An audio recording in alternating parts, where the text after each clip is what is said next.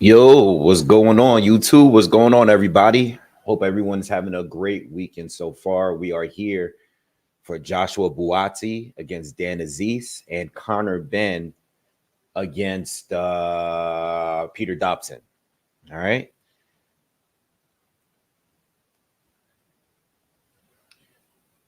Just drew on the peacock. All right. Hopefully the fight's on round. I'm gonna wait for a few more people to join us. All right. Everyone that checks in, definitely hit the like button on your way in. All right, just do me that favor and also subscribe to the channel if you haven't already.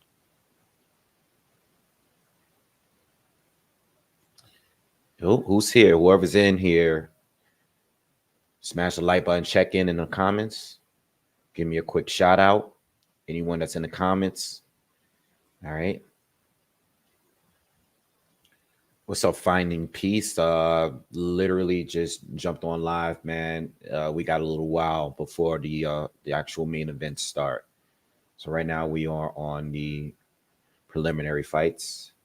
And on Sky Sports or Peacock, wherever you're watching a fight from, we're in the second round of Caroline Dubois against Miranda Reyes. All right. And that's on Peacock right now. Right now on dazn, we have Connor Benn against Peter Dobson. That fight is not going to be until later. But we have preliminary fights before the main event. So I'll definitely keep you guys updated. All right, Zen, what's up? What's up, man? What's up, Zen? How you doing? All right.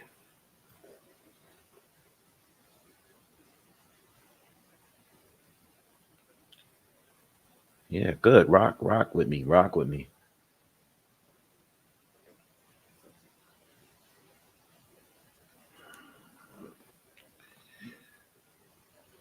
So I just turned on Peacock. This is my first time actually watching Peacock, boxing on Peacock. I mean, this is a boxer event. This is a Sky Sports event, and it's smooth. Looks smooth so far. You know, we don't have, as Americans, we don't have access to Sky Sports.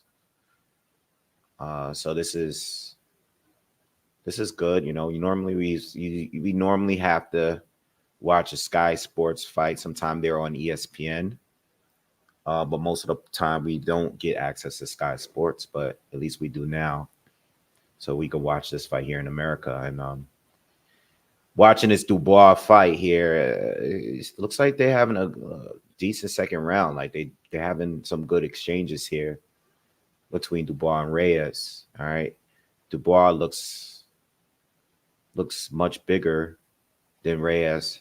She seems to be the better boxer between the two. She cannot unland. She's just can't miss a target with that left hand. Little scrap after the bell there. Yeah, I hope the main events don't overlap, Zen. From what I saw earlier, the ring walkout times are an hour apart. So when I checked earlier, they said Connor Benn Eastern. That time is not always accurate. Sometimes it's a little later. Sometimes it's a little earlier. But they said that the Connor Benn fight starts about 5 p.m. Eastern. And then the Joshua Buatsi fight starts about 6 p.m. Eastern. So if that's true, if they hold on to that schedule, then we'll be good. You know, they shouldn't overlap. All right. No, I have a Patreon, but I haven't opened it yet. But I do predictions on the channel as of right now. You know, so I always give fight predictions. I did one for these fights yesterday, so I always do. But on a Patreon, for the patrons, the breakdowns will be a lot earlier than they would be on YouTube. What's up, Drumming for Life? What's good with you? Philly Trees, what's up? What's happening? You know, make sure you smash that like button on your way in. Right now, there's nothing happening on dazn. All right, for the Connor Benn card, they're just doing commentary. And we do have a fight on Peacock. Sky Sports. Third round, Dubois and Reyes. So I'll be covering both. And I'll be, like I normally do, I'll just be talking boxing in general. Just discussing some of the news that's going on. There's a lot of stuff going on in boxing, a lot of drama, really.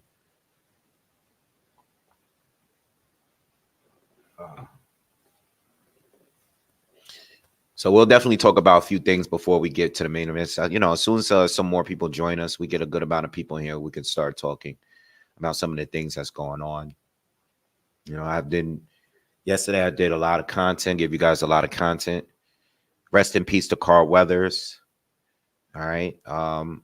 Rest in peace, Anaguchi, as well. I did a couple videos on that yesterday. Also talked about Tyson Fury and the whole cut situation. Yeah, and then I also put a prediction video for today's main events. But there's a lot of news, I try not to do too much news on the welterweight division, as far as, well, not the welterweight, but what's going on with Canelo. I did a video on Canelo. I don't want to overdo the videos with Canelo because at the end of the day, I'm just waiting to see who Canelo is going to fight. We could always make videos daily based on tweets we see and rumors we're hearing. One week is Jamal Charlo, the next week is Terrence Bud Crawford. It could be Jaime Munguia. We could keep going on and on and on who Canelo is going to face. I could make a video every day about just Canelo and his next opponent. Same with Devin Haney, Ryan Garcia, and Tank 135. We can make content every day, and some people do. I don't, I'll make a video here and there, but I don't want to put too much attention on fighters that's not fighting or fighters that's not fighting. The people that they're claiming they want to fight, the call outs and stuff, they get a little bit ridiculous.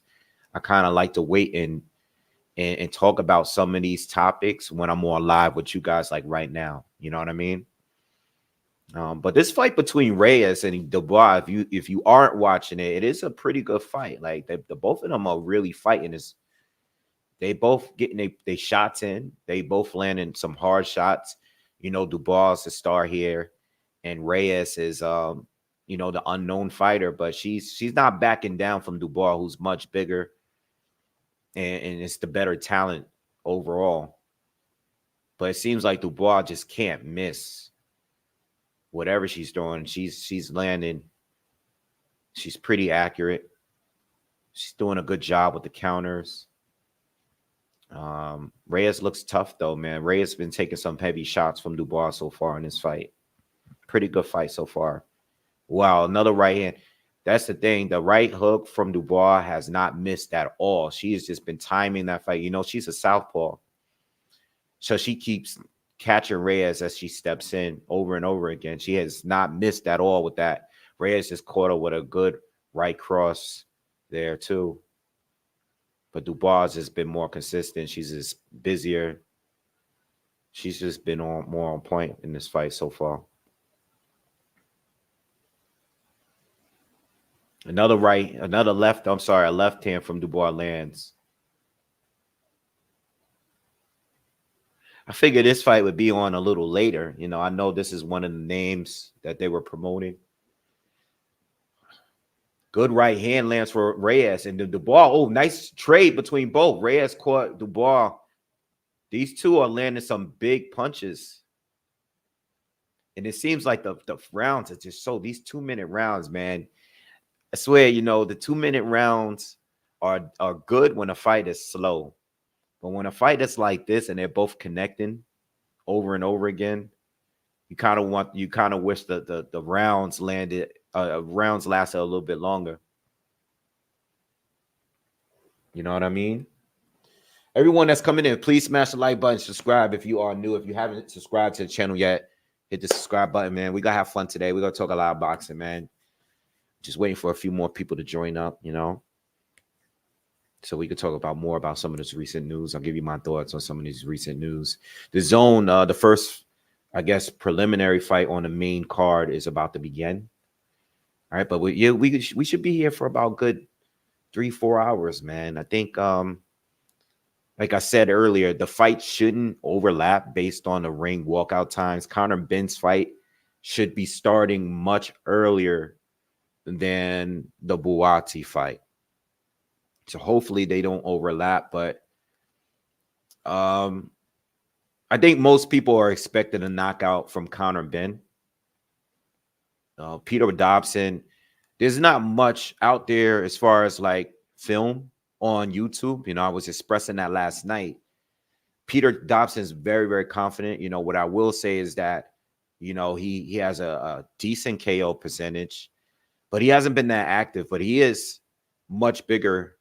He is a real 154 pounder, and he's a big dude. And overall, he looks to be, he talks the part. You just got to wait and see how it goes.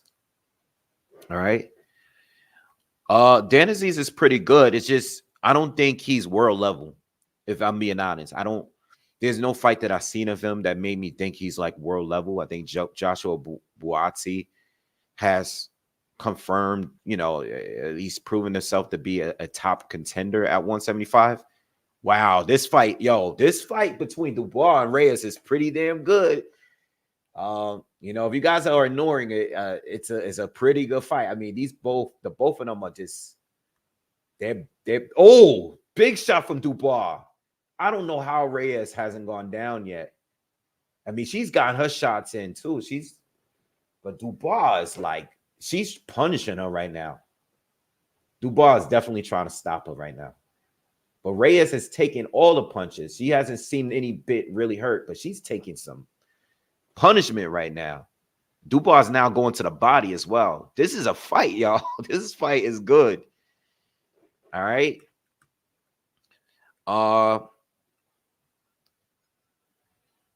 Yeah, no, I mean, Ralph, this is what I said yesterday. He's from the Bronx. And I support him simply because of that. But if I'm talking in reality. Like, I'm talking about like literally what have I seen him do? I haven't seen him do much. All I know is that he's very, very confident in himself. And, listening to him, he's not just confident in winning this fight. He thinks he's one of the best fighters in the world. So, I've seen some film on him on YouTube. I've been following him on social media for a minute, but I haven't seen, everything he's saying. I haven't seen it, and look, I don't think Conor is, the best fighter in the world or anything, but I mean, what I've seen Conor do, I've seen Conor do a lot more than what I've seen from Dobson. You know what I mean? So we'll just see. I know Dobson's been in the ring. He sparred with a lot of good fighters, so we just got to wait and see. All right. He does got a lot. Well, we'll say about Dobson is that Conor hasn't really fought any punchers yet. I know he's been knocked down, not recently, but he hasn't fought no punchers yet. He's fought some good boxers, but he hasn't fought no real dangerous fighters yet. So we just got to wait and see how it goes. But what Dobson do have is he definitely has a good size advantage over Conor Benn. And I know Conor, when he fought at 154 in his last fight, I mean, he did fight a guy that had a great chin. The guy has never been stopped before. And Conor looked powerful. He looked explosive, but he wasn't able to get this guy out of there. I don't even think he dropped him at all in that fight. Maybe he did. I don't know. But he is fighting a real big 154 pounder. I think what I noticed in the Dobson fights is that he's kind of slow. He's not a high volume puncher, and he is kind of slow, but he's a decent counter puncher. And again, even though he is slow, timing beats speed. So maybe that works for him. But we base it on him fighting nothing but journeymen. Again, it's all, we just got to wait and see how it goes. All right. And then you also got the zone card, which is on. Fight is on the zone right now. Keeping my eye out for it at the same time as I talk.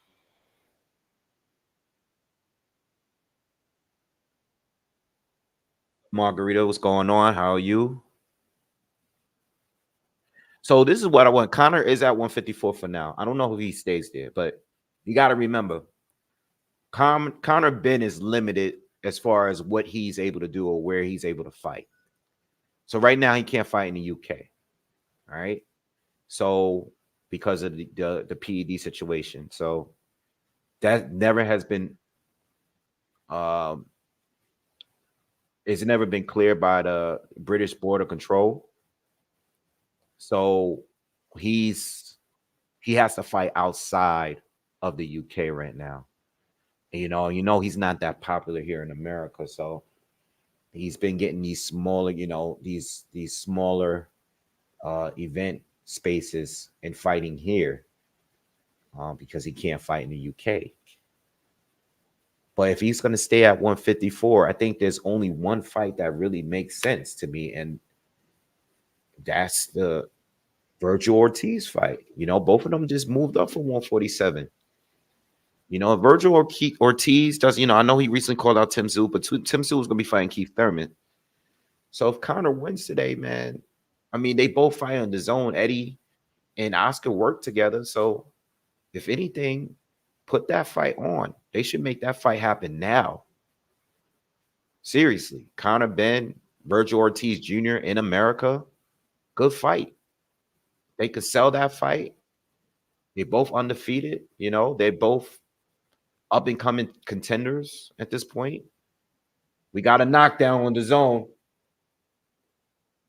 We got a knockdown from a body shot.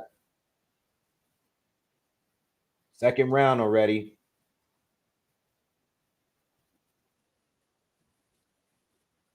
This guy looks in trouble. I don't know. Let me see. Hold on. Another knockdown. He's hurt. He just took another knee. He might not continue. Oh, he got back up.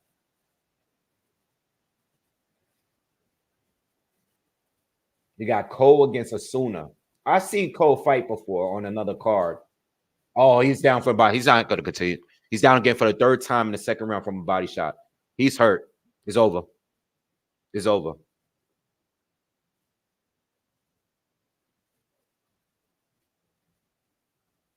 He got destroyed, man. Second round KO from body shots. All right. We still watching Dubois and Reyes on Sky Sports. Thank you. Yeah, I hear that all the time. Even my mother says that, Ava. People call me LeBron James all the time. My mom say it too. Okay, I don't take offense to it. It's the beard. I don't really see it like that, but yeah, I hear it a lot.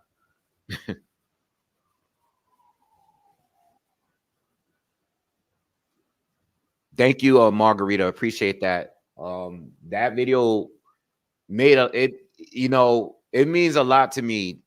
That guy meant a lot to me for real.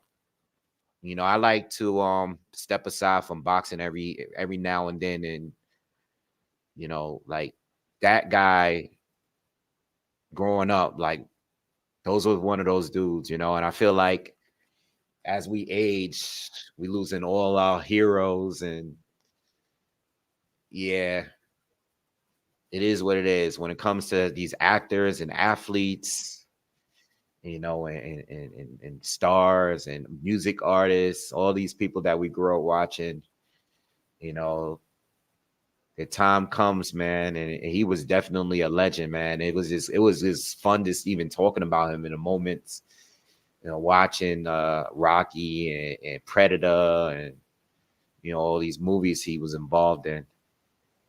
That old school action star, big, strong, muscle bound actors. You know what I mean? Definitely gonna be missed. What's up, CBC? What's good with you? Yeah, nah, the Rocky franchise overall is classic. I mean, I read somebody comment this morning they're saying they basically got into boxing because of Apollo Creed.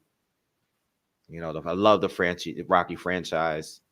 And people make fun of it sometimes. Like I hear people make fun of it sometimes, but You can't. It's an old school movie. You know, it's like they're always going to be unrealistic. It's a movie, man. All the boxing movies, some are better than others. Some are more, a little bit more realistic and dramatic. But you know, Rocky was fun. The Rocky franchise is one of the most entertaining franchise in all film history, in my opinion. You know, yeah, they don't make films like that no more. But they're not even unique. They just taking old movies, redoing them, and you know, and they did that back then too. But you know, what I notice in movies today, especially anything that has action in it, they're able to computerize everything. You got the CGI.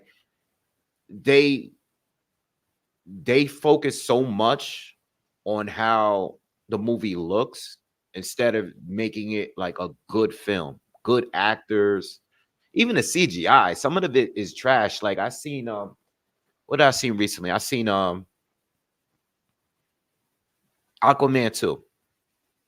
And even like with the Flash, you would think at this point they can be at point on point when it comes to like the CGI. Some of that even looks trash, you know. Some of the older each CGI look even better, you know. Like you look at a movie like Terminator 2, which is like my favorite movie. I mean, the CGI was so ahead of the time at its time, and it just doesn't look old. You can watch it today and still be like, it still looks good, you know. Ben and Dobson is gonna fight a little later. All right, it's supposed to be. I mean, the official ring walkout time is at 5 p.m. Eastern. So you know, we still got another hour and a half before that. That's if it starts on time. I don't really know if that's gonna be the real time, but it's supposed to start earlier than uh Buatsi and Azeez. Yeah, of course I watch the Creed movies. I love the Creed movies. I love them. You know, I mean, I love the whole franchise. Everything in Rocky. I think the only movie that I don't go back too much and watch is Balboa. That was the sixth movie in the franchise. That's my least favorite one personally. You know, I know people talk a lot of shit about Rocky 5.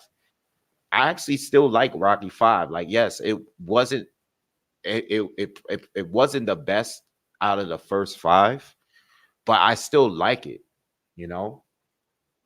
I still like it. With Tommy Morrison, when they had him as Tommy Gunn in that film, rest in peace to him. Um, I still thought it was good. I just didn't like Balboa, you know. Balboa was the only one I didn't like outside of that speech he made to his son, which is like one of the best speeches in all film. Some of you probably know what I'm talking about.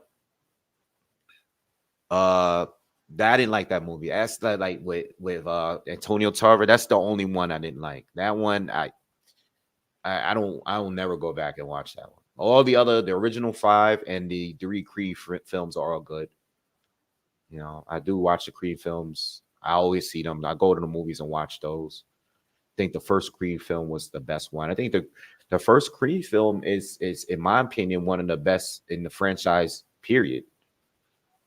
You know, the second and third ones are good too, but the first one was definitely the best. Yeah. This fight here between Dubois and Reyes is good every single round. This has been a slugfest for real. Like I've never seen Reyes fight before, but I got to give her a lot of credit because not only is she taking the hits, but she's dishing them back and she's landing some clean, hard shots on Dubois. Dubois is clearly winning the fight, clearly, but it's a fight. It's a fact that Reyes is not backing down from her and she's getting her shots off too.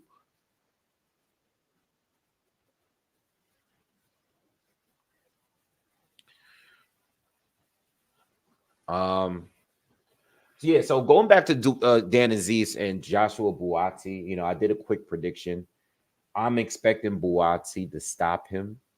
You know, I think Dan Aziz's best chances of winning is if he rallies strong late after Buatsi punches himself out. I think the later it goes, I think Azeez has a chance. If he doesn't take too much damage early, I think he has a shot. But Buatsi to me is too powerful of a puncher. And I think Azeez, I don't really think he has the IQ of the last couple opponents that Joshua Buatsi has faced. There's definitely holes in Buatsi's game, but I think Buatsi, if he's gonna lose, is gonna probably be against some of the top tier guys. Like if he fight Yard, I think the British fighters need to fight each other at 175. You got Callum Smith, you got Anthony Yard and Joshua Buatsi, you got Dan Azeez, of course. I think the winner of this fight today, I know they'll be in position to fight for Bivol's belt, but I don't think either one of these guys stand a chance against Bivol, and that's part of the reason why. It's probably the reason why Joshua Buatsi left Matchroom and went to Boxer. In that whole situation, I see a comment on CBC about the whole mess going on between Matchroom and Buatsi leaving Matchroom and going to Boxer. I think he should have stayed there.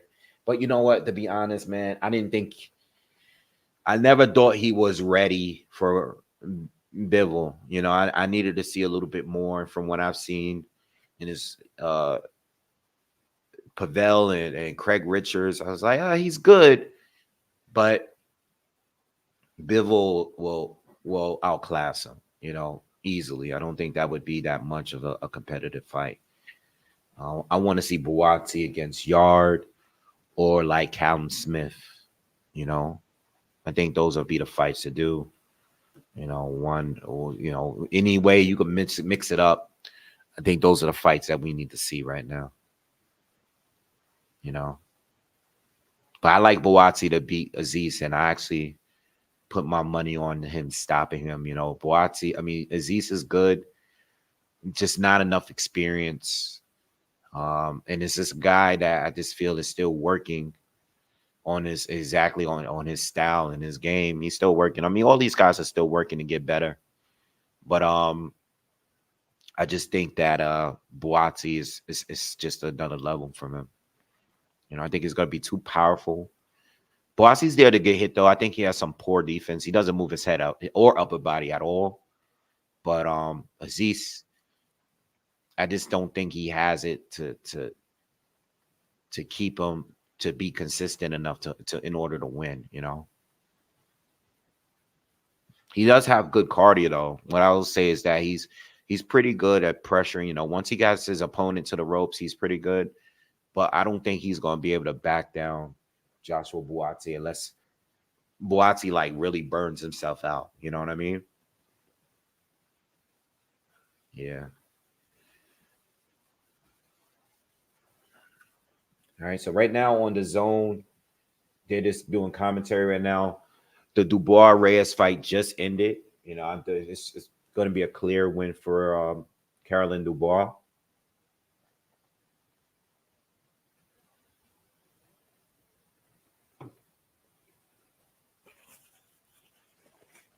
Yeah. So yeah, those are my pits, man. I got Buatsi winning by stoppage. Conor, I really don't know like how the fight is going to end, but I'm expecting Conor to win. I just Peter Dobson is a little too unknown at this level for me to really pick him to win. Like I don't know much about him. But I think they did for what it is. I think his trash talk helped get people interested in a fight because they just been talking and it's been pretty entertaining. Dobson is pretty much just talking shit like, typical New Yorker, man. He's talking hella trash to Conor Benn, and Conor is just kind of like talking back. Like he's like, he called him out for his shaking because Dobson has been doing a whole lot of shaking. I don't know if that's nervous shaking. I don't know if that's anxious. Like I just want to get ready to fight kind of shaking. I don't know, but you definitely see it. I don't know, man. Peter Dobson is a huge, huge underdog to win. But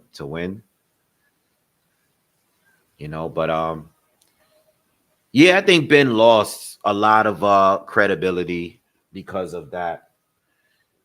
That drug test situation, and you can tell. You can definitely tell he's lost. He's lost a lot of credibility and a lot of buzz overall because that whole thing with Connor and Chris Eubank. Let me tell you something, man. They were selling the hell out of that fight. And that is not a fight that was really that interesting. I know the history of the two dads fighting each other and stuff. But outside of that, I didn't have any interest in it like that, especially being American. I know for the British fans, they probably really was into it. But Chris Eubank did a phenomenal job. He's been doing a phenomenal job at just building up fights, trash talking and everything. And, once that news dropped, it all went down for Conor Benn. And then he just became a meme on the internet, with the eggs and all of that stuff. I'm surprised. So someone told me, I'm sorry. Shout out to True School Sports boxing channel. Shout out to him because he did an interview with Pete Dobson. And I think he made a video and he was talking about this fight. And he was saying that Matchroom cut and edited a lot out of those word exchanges between Dobson and Conor Benn. Like they edited a lot of things that Dobson said to him. Now, me personally, I don't really care about what's being said. But I was like surprised like that Dobson wasn't really talking much about the drug test. If anything, if I'm fighting someone that fails a drug test, all I'm doing is talking about you failing a drug test. You know what I mean? That's basically what I was saying this when AJ was fighting, when they were all on that card in December, when Dubois was fighting Gerald Miller, AJ and they were all exchanging words. I would have been talking crazy trash about Gerald Miller failing a drug test. I'm like, yo, when's the last time? I would have been talking crazy shit. I would have been like, yo, when's the last time you've been clean, bro? Like, I would have been like, I can't take this guy serious, man. He taking sex pills from the gas station. I would have just been going nuts over this dude. And I'm surprised neither one of them really talked about that like that. I would have definitely talked about that. I be thinking sometimes these guys are not allowed to say anything about that because they don't talk about it. His opponents don't talk about it enough. I would have been destroyed. Like Gerald Miller, obviously I would never fight that. He'll kill me in a fight. But if I was a boxer fighting him, I would have just been going on and on about the drug test. I would have been talking about his weight. I would have been talking about him taking them sex pills. I'm like, bro, why are you even taking them shits, bro? Get out of my face. Like, you can't even get hard without even taking those pills. Like, I would have been saying anything. But none of those guys are like big talkers, AJ is not a big talker. AJ, I feel like whenever people talk trash to AJ, he just get more angry. And then you do Dubois, he's not a talker. He's the least talking fighter up there in heavyweight. He just doesn't talk trash at all. And Wilder was just chilling. Wilder didn't say anything to Gerald Miller because Gerald Miller didn't say nothing about him, even though Gerald Miller was talking about his wife and everything. I would have been going nuts on Gerald Miller. But yeah, but for this fight here, I'm surprised they did edit a lot. So maybe he did say stuff. But if I was Peter Dobson, all I would have did was talk about the drug test. I would have just been like, bro, like, are you clean right now? Like, do you got your eggs with you? I would have looked around. I'm like, where are your eggs at? Did you bring them with you? Don't have them in your corner during the fight. I would have been just nonstop. But it really may not matter. I think again, Peter Dobson, he does have a size advantage. You know, he does have some power. So if he can catch Conor, you know, Conor do make some mistakes. So if he can catch Conor with a good shot, you never know. But I'm looking at it like Peter Dobson, from what I've seen, you know, I know he says like IQ, I got the IQ, I got the power. I'm like, I seen him fight. I was like, he's all right, but you know, I don't know if he's at that level. You know what I mean? Yeah. Zen says Dubois tried his best with the trash talk to Miller. Nah, he came in with that one line. He's like, "Yeah, I'm gonna be your daddy" or something, and he started laughing at himself, like, "Yeah, I made a joke. Like, I made another funny, Master Splinter." Like, I was like, "Yo, you can tell somebody told him to say that, and he went up there and said that. Like, he wasn't like he prepared for that. It was so awkward when he said it. It was a good line, but it would have been a better line if he was like quick with it, you know." It just seemed rehearsed to me. Like he looked like he said it when he made that comment. It looked like he was practicing in the mirror like all night to say that joke. You know, Star Fox, what's up, man? He says nobody talked about it at all. Dubois said nothing even after getting called a virgin. Yeah, see, I would have been maybe some part of the contract where he couldn't talk about it. You know, I don't know. I don't know if these guys were about to tested for this fight. I don't know.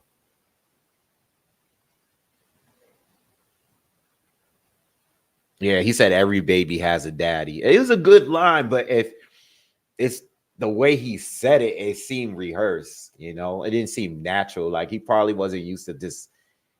I don't know. Gerald Miller being from Brooklyn, he's probably just used to. I know one thing about like a lot of people from New York, we spend a lot of time growing up just having jokes on each other. You know, that's what we do. We do that with our friends.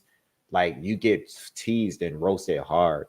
It starts in the elementary school cafeteria. You know, people talking about your clothes, people talking about your haircut, people talking about your sneakers. And some people is big built for that, and some people are not, you know. Being teased is something you had to go through at some point, you know, some point in your life. Somebody got teased, you got teased one way or another.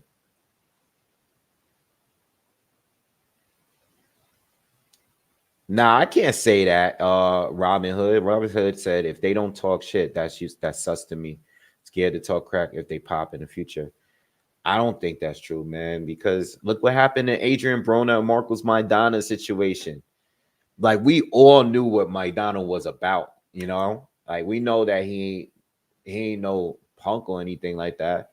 Adrian Broner was talking crazy shit, and look what happened to him, you know? So, oh, you might be actually agreeing with what I'm saying, though. I just read that. I might have read that wrong. I don't know. Let me know in the comments. Because if somebody doesn't talk trash, maybe it's because they building up to what they really about to do to you in the ring, you know? Some people just not with that, though. Yo, Star Fox, I said on here, Dillian White should be fighting Gerald Miller. They should fight, and they should not even have do what they want to do. They both been they both failed some sort of drug test multiple times. So they should fight each other. It would be a good fight.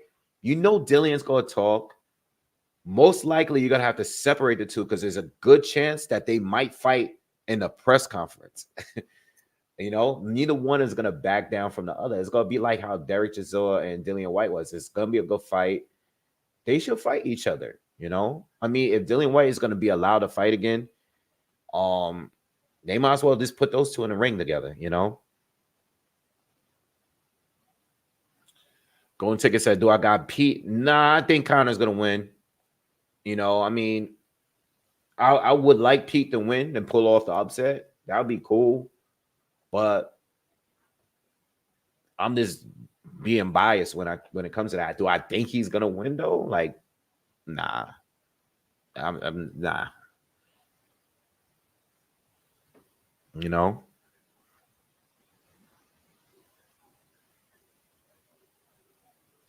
CBC said I got teased hard for wearing fake Air Forces once. Good time. Yeah, I never really got teased hard. It was more like I'm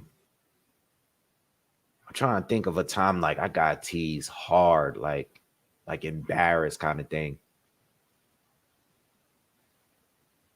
I got teased hard for getting beat in front of my parent, like in front of my friends, like by my parents, probably a few times, but I can't think of a time where, I got teased like really, really hard, where I was like nervous to come to school or whatever. Yeah, I can't think like that.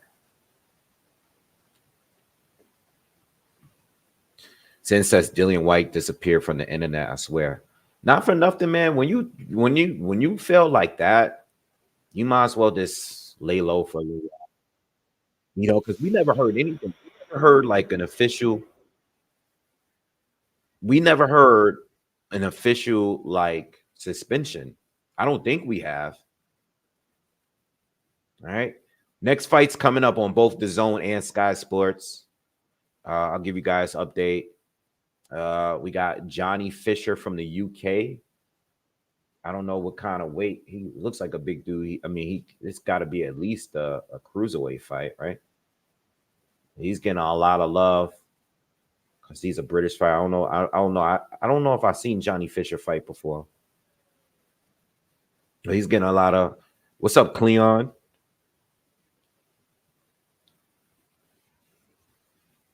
So look like a heavyweight fight. Gotta be heavy. These guys are big. Pause.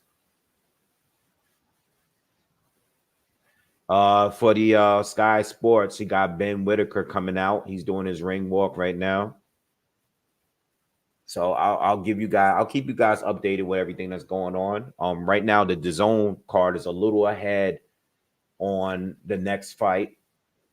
So I'll give you guys an update for this one. This is definitely a heavyweight. These guys are huge.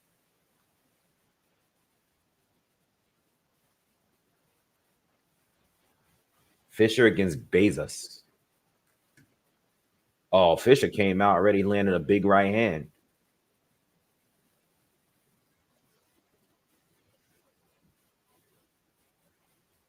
This guy's already landing throwing some bombs here.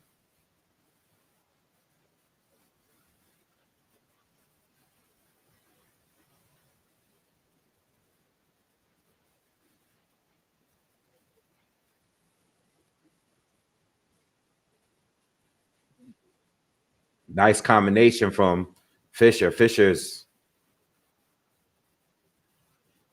already landing a few big shots. Oh, another right hand lands around the guard. And I think Bezos he's in trouble already. Might get another quick knockout. The last fight was a 2-rounder.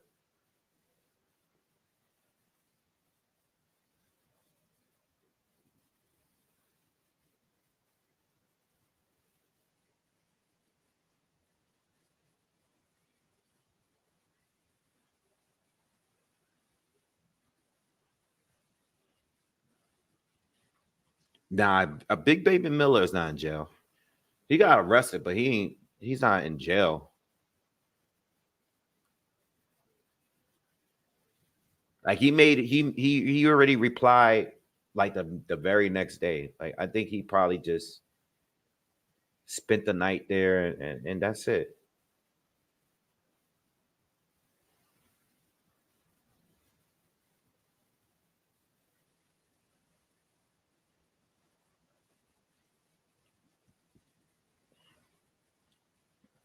All right, 1 minute left in this heavyweight fight.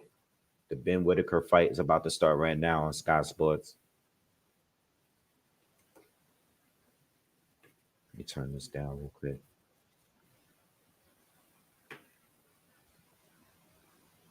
Khalid Gradia. Never heard of him.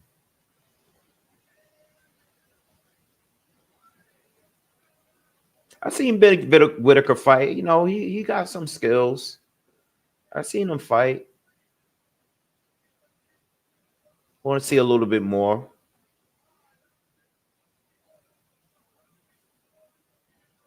Oh, yeah. Fish is getting him out of here. Bezos is hurt. He's on the ropes. Refs jumped in and stopped it, waved it off. All right. Not the best stoppage, but, you know, I don't think this fight was going to end any other way.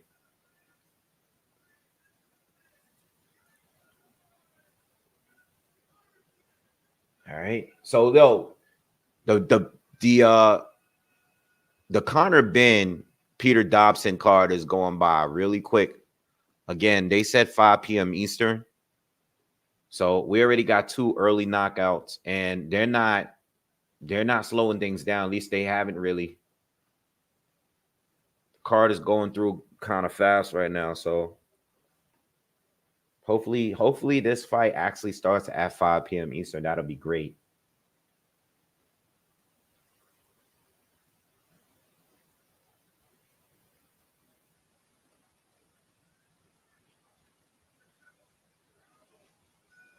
All right. Ben Whittaker fight, round 1. Whittaker already coming out much bigger than his opponent here. Gradilla is much smaller than him, and Ben Whittaker already started at the body early. Damn, look at the size difference between these two.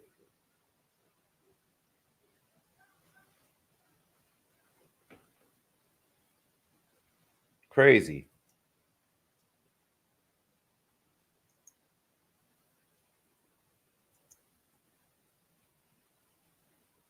What fight these? What weight class is this in? It's at light heavy. Yeah, this guy he's fighting looks like a middleweight compared to him.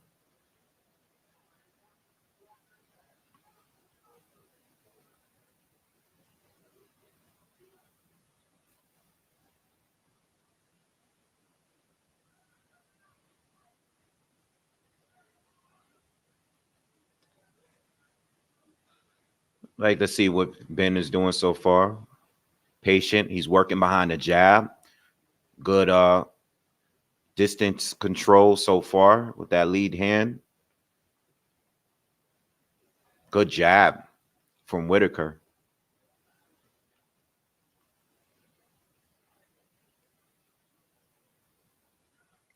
Cordia lands a good jab to the body. Whittaker again with the right hand to the body. Uppercut from Whittaker. Catches an overhand right, though.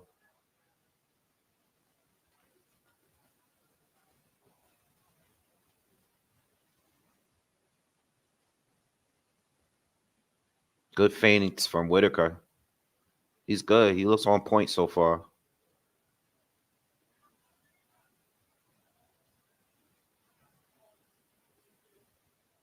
Good right hand from Whittaker. Looks good.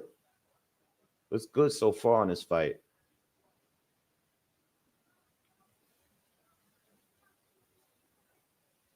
It's a lot of British fighters at 175 at the moment. Like a lot of good up and coming fighters and contenders at the moment.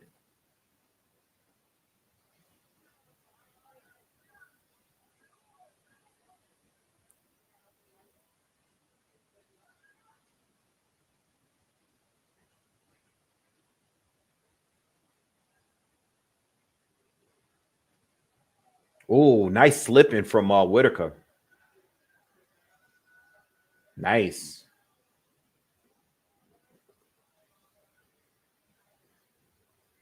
Whittaker looks good, man. He looks sharp.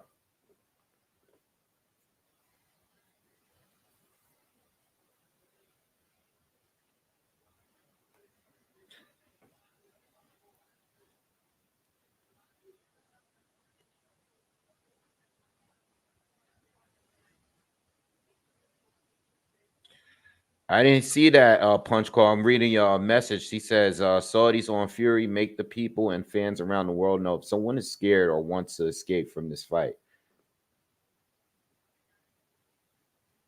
18th of May, we will have Fury, Tyson, Usyk, Tyson. If someone is scared, if Usyk is scared, I will call for Joshua Tyson. If Tyson's scared, I will call for any fighters Usyk wants. Yeah, that sounds good, but nobody's gonna come out and say they scared. That's not gonna mean anything, man. It's not gonna mean anything. None of these fighters is gonna do that, and we already know Usyk ain't scared. Usyk's been winning this fight. Fury is getting flamed on the internet right now. Last thing I seen people posting was like, I guess Fury posted a picture, and they're claiming like the picture is real old, like years old. And yo, this kid Whittaker is doing a lot of showboating here. Don't get caught. Yeah, man. I mean, Fury, again, I don't know what to believe. All I know is that this fight should have happened already. So, I seen a few people leave comments like, Fury is a legit cut. It was video of it. It's, this and that. And I'm like, yeah, but you know what? This is what happened. Oh, Whittaker caught him with a left hook to the body, and Gradilla goes down. He's down on one knee. Yeah, Whittaker has been working towards that body shot right there. Good shot. See if Whittaker finishes him off in the second round. Another lot of showboating from Whittaker. He's spinning around. All right, yeah, he's doing too much now. Yeah, the ref told him to stop. He stepped out. I knew. I was like, all right, he's spinning around in the ring now. Ref is not going to allow that shit. He think he's Sweet Pea right now.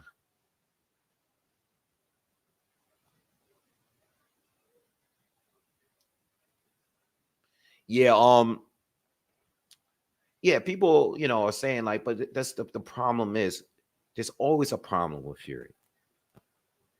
It's always a problem with Fury, and that's why people are frustrated. And people are digging back to older stuff. This is why they're pulling up pictures, claim your pictures is old. This is why they're bringing up what happened with the David Hayes situation, how David Hayes said he was cut, and Fury attacked him for getting the cut, saying that he got the cut to get out of the fight.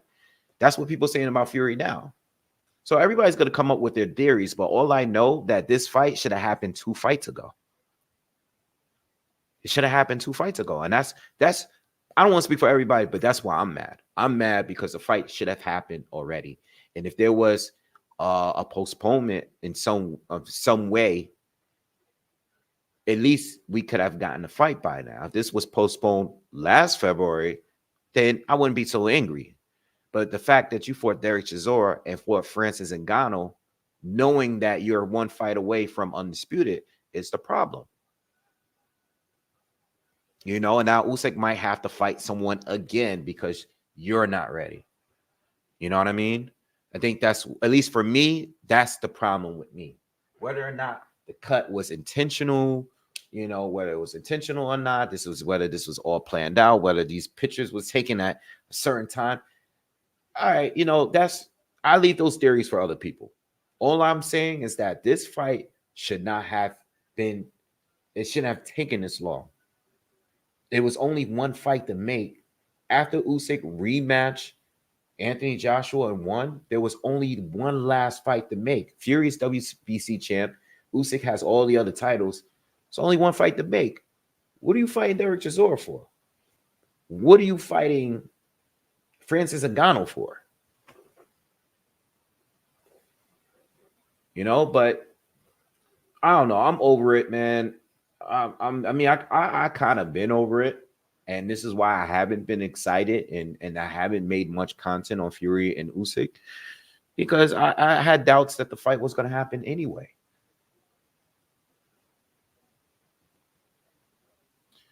Kind of want Whittaker to get him out of here now. You've done enough. You showed us your defense, and kind of,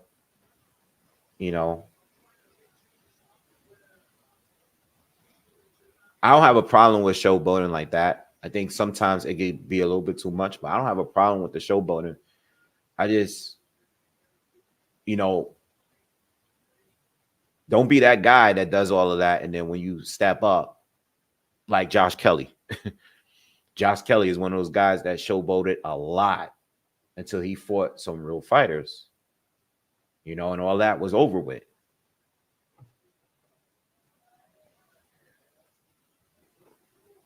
But Whittaker better be careful, man, because he just leaned over to his left, and Gradila land that if he threw that right hand a little bit lower just now, that could have caught him. So you gotta be careful, man. Don't get embarrassed. We seen fighters get knocked out in boxing and MMA while showboating.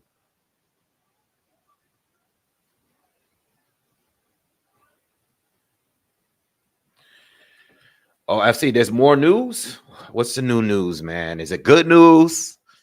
Is it bad news? Let me know. Let me know if you can bring it up real quick. Let me know. So I've been on here for an hour, so if it's bad news, then it's whatever. Oh, good uppercut from Whittaker. This guy got a chin, man, because he's been taking some. Oh, another uppercut from Whittaker. Go back to the body. Wow. This guy's defense is good. His defense is pretty good. This guy cannot hit him.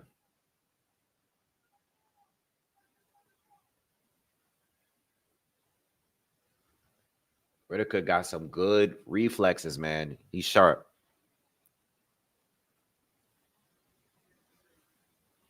In May 18, 2024, Usyk versus Fury. So just let me know this, because I'm on here with you guys, so I'm not looking up the news. Is Alexander Usyk going to fight a replacement opponent? Has that been confirmed, whether or not he's going to fight someone? That's all I want to know. As far as the rescheduled date, that's fine. I don't care.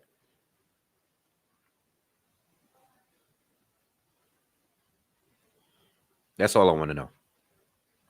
Is Usyk going to be fighting Hrgovic? Like, what's going on with that? Excuse me.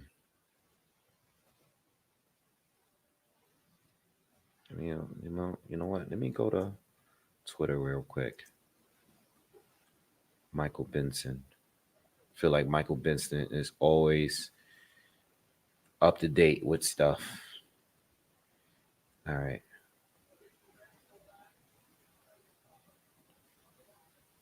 All right, so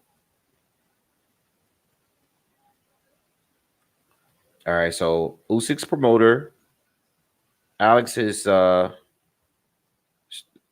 he's calling for Fury to be stripped. That's not happening. I knew that already, though. So it's rescheduled for May 18th. Okay.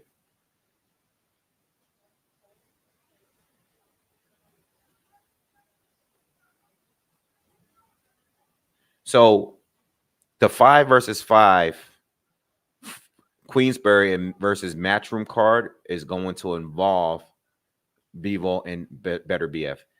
That's fine. Whatever they decide to do with that, as long as that fight is happening, I don't care what card it's on, as long as it's happening.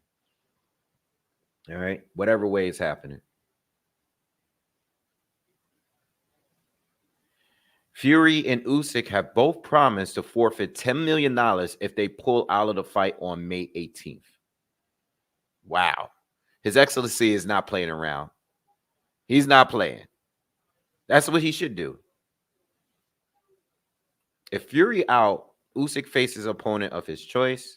If Usyk is out, Alashik wants Fury versus Anthony Joshua. This guy is not playing around. I like that. I like that. What else is new? He says Fury and Usyk has a rematch clause. His Excellency, Turki Al-Sheikh, has reaffirmed. Therefore, if Anthony Joshua beats Francis Ngannou, he is unlikely to fight the winner immediately and instead could face Philip Hrgović for vacant IBF later this year, which will be vacant because we know that the second fight won't be for undisputed. Same thing with Spence and Crawford if they had rematched each other. His Excellency has made a public offer to Philip Hrgović to fight on the Anthony Joshua versus Francis Ngannou undercard on March 8th against one of Daniel Dubois, Martin Bakole, Frank Sanchez, Gerald Miller, Ajay Kabayel, and Jared Anderson. Oh my God. What? He's speaking from a fan's perspective. He's speaking, everything he's saying, it's like that card. What happened with it? He's speaking from a fan's perspective. We all know that this is business, but what he's saying is a lot of, it's like it's almost to a point, because look, the only problem that I had with that heavyweight card in December, and I'm sure plenty of people said the same thing, a lot of names, a lot of people that was on that card should have been facing each other. All those heavyweights that was on, like Cabello against what's the big guy's name? Arslanbek. That was a legit fight. But certain of those fights, like Frank Sanchez should have been fighting Philip Hrgović. Or, or maybe Martin Bakole should have been on there. I thought the Caballero fight was legit, and I thought the Dubois was legit. But if Philip doesn't fight any of those fighters, I mean, Philip fights one of these fighters that's on this list, right? Let's say he fights Daniel Dubois. Martin Bakole should be still fighting Frank Sanchez, or Frank Sanchez should be fighting Ajay Caballero or Jared Anderson. Like somebody, you can mix these guys up in any way you like, and I don't know about Gerald Miller. I'm not trying to completely write him off because he lost one fight. I'm not saying that that's what I'm doing, because he lost once. So I'm not writing him off completely. But let the big babies fight each other. Let Jared Anderson fight Gerald Miller. You know what I mean? Or whatever. Mix it up. I don't care. I've said too recently that Deontay Wilder should be fighting. Let Deontay Wilder fight Daniel Dubois. I think that should be a fight. I think that is a solid Wilder comeback fight. And if he is to beat Daniel Dubois, then we can put him back in the mix. I don't think that fight is either too dangerous or too easy. I think that's a legitimate fight.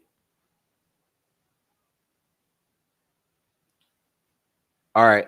His Excellency Turki Al-Sheikh on Gervonta Davis saying he wants 2 Ferraris sent to his door to get him to discuss fighting in Saudi Arabia. He said, I heard Davis said, send to me 2 Ferraris. I say to him, we will send you 2 gloves if you want. That's it. Nice little comeback. All right. His Excellency is very well informed with what the fans want, and I like that. We're in the 5th round of this Whittaker fight, and not for nothing, this guy just might be tough, but he's just beating this guy, round by round. As I'm reading these to you, I'm watching the fight here. We're still waiting for DAZN's next fight.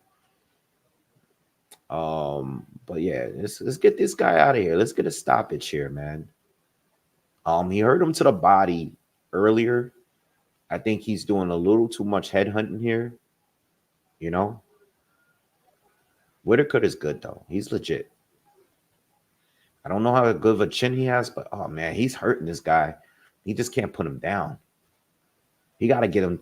That's low. That was low. Ref didn't see it. He's down. He's hurt. He's waving it off. Good. That first shot he threw though in that sequence was a low blow. The first shot. But he hit him like 7 more times after that.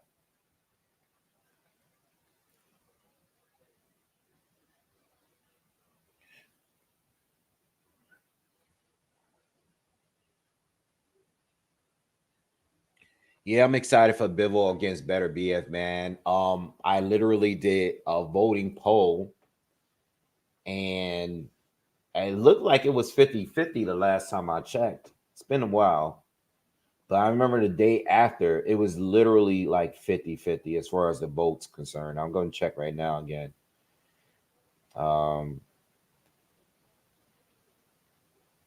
So out of 1,000 votes, 5%, well, let me just do it overall. 2% voted draw, right? So I guess a couple people just picked draw. The amount of total votes, Bivol got 48%, and Better BF got 50%, and 2% went to draw. So that's 50-50 out of 1,000 votes. Pretty much 50%, 50-50. This is why this fight, it might be the best fight that could be made in boxing right now. It might be number one. You know, I said that before. This might literally, I mean, we got 2 pound for pound fighters that has looked good in their recent fights. It's no car accidents, it's no surgeries, it's no anything. I think this is probably the best fight in boxing right now. I can't think of another fight that's bigger than that fight. You know, I know everybody talks about Crawford and Boots. Everyone talks about Haney and Tank. I think as far as proven fighters, pound for pound guys that's in the same division, that is the best fight that you could make. I think even in the heavyweight division, I don't think there's any better heavyweight fight right now. These are 2 proven guys. They literally beat everybody else in the division. You know, and Bivol got the ad, you know, you can include Bivol beating Canelo too, you know, which was a big win. So that is the fight to make. That is the fight to make. I mean, I don't know what they're going to price that fight at as a pay-per-view. You know, I mean, if they do a pay-per-view, it probably won't do well, but they're taking my money. Whatever they want to charge for that fight for a pay-per-view, and I'm expecting a great undercard here if they're going to have a tournament, a 5-on-5 with Matchroom and Queensberry. They can take my money. I don't care what they charge. Because that's quality right there. That's a quality fight. And that's the thing about pay-per-views. It's just, we want quality, man. Like, if you're going to charge us, give us a fight that we want to see. Don't just make everything a pay-per-view, you know?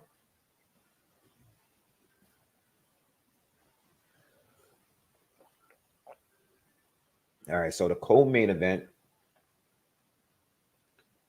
on this Conor Benn fight is coming up next. Austin Williams is getting warmed up in his locker room. I know that for a fact that this is the co-main event. Let me look up. I don't know much about his opponent. I did see him fight before, though. I recognize him because I've watched him fight before, but I don't know who. So the Benn Whittaker fight is done. Let's see, who have I seen this guy fight? Armel Mumba Yasa. Probably butchering his name. He looks familiar. Maybe he just looks familiar. I probably never seen him fight. All right, but I mean, he's coming off of a win against a guy that was 19-26. He has a couple fights ago. I mean, he has fights with losing records. So, you know, I really don't expect much, you know. But I watch Austin for years now, and you know, good. He's a good fighter, but I don't know where he's going to be at when he steps up, you know. Yeah. So we gotta see with him, you know. If this guy is durable, I expect this fight to go rounds, you know. Austin got skills. I don't think he has the biggest power, and I don't think he has the best defense. But he's pretty good.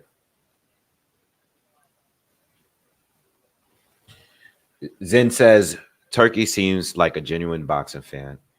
Love all the news he comes out with. I love the sit down he had with Adi. Yeah, me too. Very respectful man, legit boxing fan.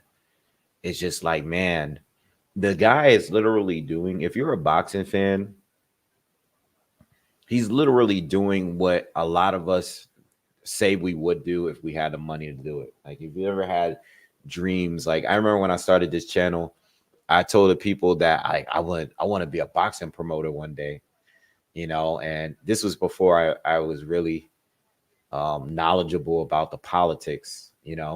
I learned way more about the politics of the sport after having a boxing channel, because you have no choice. You just got to know. And one thing I used to be like, man, I wish I had the money. If I had the money, I would make all these fights happen. If I was a promoter, I would make all these fights happen. Not really knowing the business, but this guy, they have the money. So it's like they have enough money to make anything work. And pulling out of fights and stuff like that. Like, I'm glad that he's making these contracts like, yo, if you pull out of the fight again, you got to pay the 10 million that I love that. I love that. Because we all know that money is all about money at the end of the day. And he's probably tired of the shenanigans too.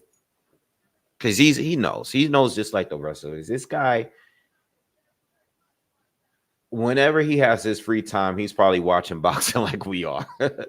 He's probably on here watching boxing just the way we do, No, I didn't see the new Fury Alper. I have not seen the interview. My man FC, he was just talking about it. I just saw the tweets from Michael Benson's Twitter, basically talking about some of the few things that he brought up. All right, but I have not watched the interview because I've been here live.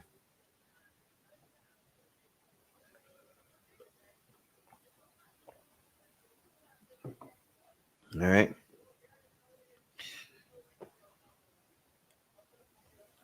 So another thing I wanted to talk before this fight begins with Austin Williams. This Terrence Crawford Canelo thing, I don't know what's real. I think that all of this stuff, all this bit of news that keeps coming out, I think it's part of promoting the real opponent. The same thing with Ryan Garcia and Devin Haney. I think all of this is part of promo to build the next actual fight. I don't believe a lot of these fights really would happen. Not saying that they can't. Canelo might fight Crawford. He might fight Jamal Charlo. Maybe he actually fights Benavidez. I don't know what he's going to do. Maybe it's Munguia. I have no idea. All I know is that when they just keep putting out news that Crawford is working on making a, Canelo fight, or Jamal is working on, or Munguia, whatever it is, you're keeping the fighters' names out there. So whenever the actual official opponent is decided on and a breaking news comes out, you've already been pushing, your name has already been building up to this moment of the actual announcement. Like, I don't believe Ryan Garcia and Devin Haney is going to actually fight each other. I don't believe it. Especially because Devin Haney actually has a mandatory that he must face, unless there's some step aside situation. But Devin Haney already has a mandatory, right? And Sandor Martin. Ryan Garcia has no title. He's just a guy with a name. I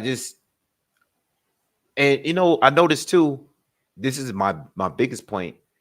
Ryan Garcia and Oscar De La Hoya is clearly not on the same page. So whatever Ryan is doing, or whatever he's saying he's doing, I don't believe that's in line with whatever Oscar has in store for him. As long as he's signed with Oscar De La Hoya, whatever he says on Twitter, it's voided until the actual fight is announced. When we see a press conference with Ryan Garcia with his opponent, maybe we can believe it 50-50 at that point. All right. But I don't believe that Ryan going on Twitter, calling out Rolly. We saw what happened with the Rolly fight. I don't believe any of that. I think all of that is to help build up his next situation. Oscar makes the call. All right. So we're up now to Austin Ammo Williams, round 1.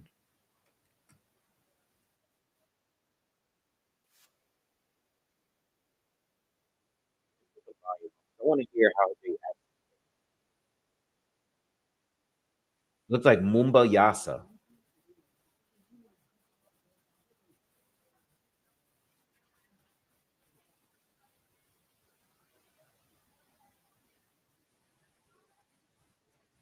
Mumba Yasa. Okay. All right. Mumba Yasa. I'm just going to stick to Yasa. All right. So this is the co-main event. Conor Benn is next after this fight here. All right. Yasa, I've never heard of him. Never seen him fight before. So I don't really know what he's going to bring. I know he hasn't fought uh, any top fighters yet, but Austin Williams starting out here. He's taller. He has a longer reach. He's the southpaw. And he's just being distant at this time, using the ring and popping his jab.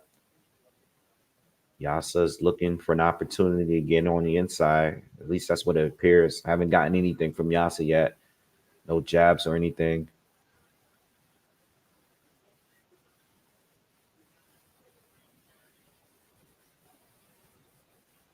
But you can see the caution here with Austin Williams. Okay. Yasa throws a right hand, but is blocked by Williams. Williams has been popping that jab so far.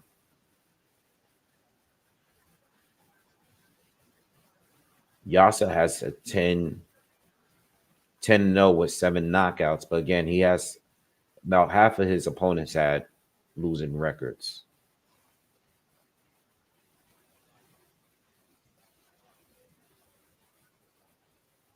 Yasa is trying to pressure Williams here, but he hasn't really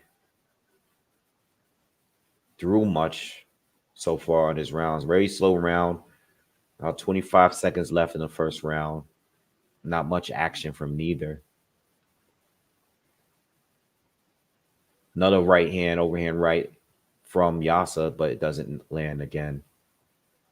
Another right hand from Yasa, and then ending the round trying to be a little bit more aggressive, but we didn't get anything from him. Nothing landed for him. Williams landed a couple jabs. Slow round, but Williams round. All right. As far as the score, as far as the Sky Sports broadcast, Ben Whittaker just fought. They're just doing commentary at the moment. We're just waiting for the next fight. I don't know who's fighting next. But we still have some time before the main event because Buatsi and Azeez is scheduled to begin at 6 p.m. Eastern. So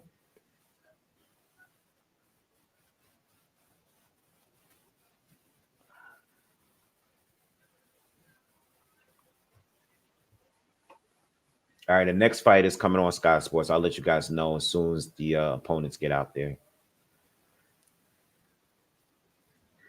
Yeah, so going back to what I was saying about Canelo, Crawford, all of this stuff, my stance is I want Canelo to fight Benavidez now. I don't think it's, what are we waiting for? I know there are, I think Crawford would probably be a big fight, but I don't want him. I know it means a lot for Crawford. It doesn't really mean much for Canelo. I think that's a lose-lose situation in the fight. But I guess pay-per-view buys will probably be high. So I think that's the only reason why he would even consider that fight. Jamal Charlo to me right now for Canelo is kind of a tune-up. Jamal is just getting back into the mix. He hasn't proven much in a while. So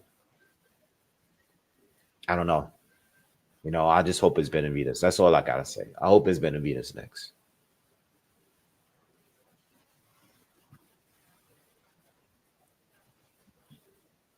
So Austin Williams is starting to walk Yasa down, landed a few left hands here in this round. He's being way more aggressive. Yasa is against the ropes in the high guard, and now he begins to come back forward. Williams is backed up some. Williams is having a better round so far.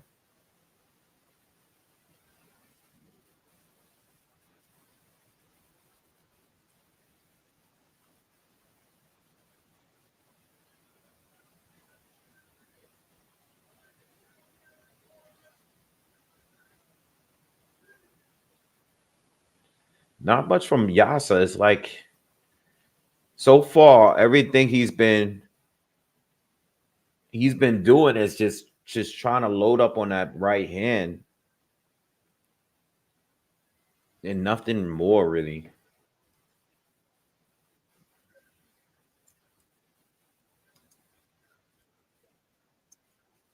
Good shot from Austin Lands. Good shot. Austin got him backed up again. Austin's playing it real smart.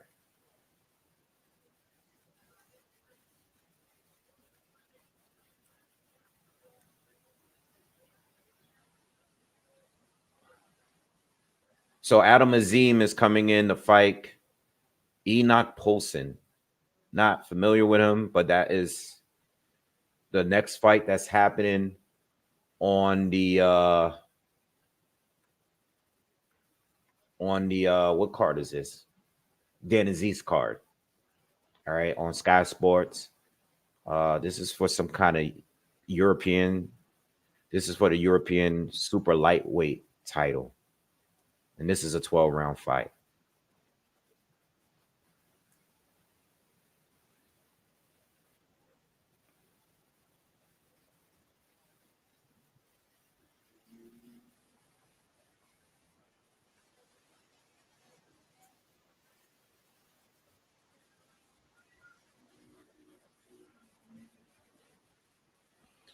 So one prayed you don't want Benavides to get a shot at Canelo because he talks shit about Canelo.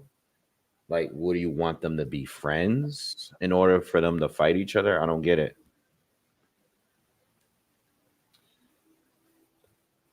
I think Ben is gonna win the fight. I don't know enough about Dobson in order to pick him. A little bit that I've seen online, I wasn't that crazy about.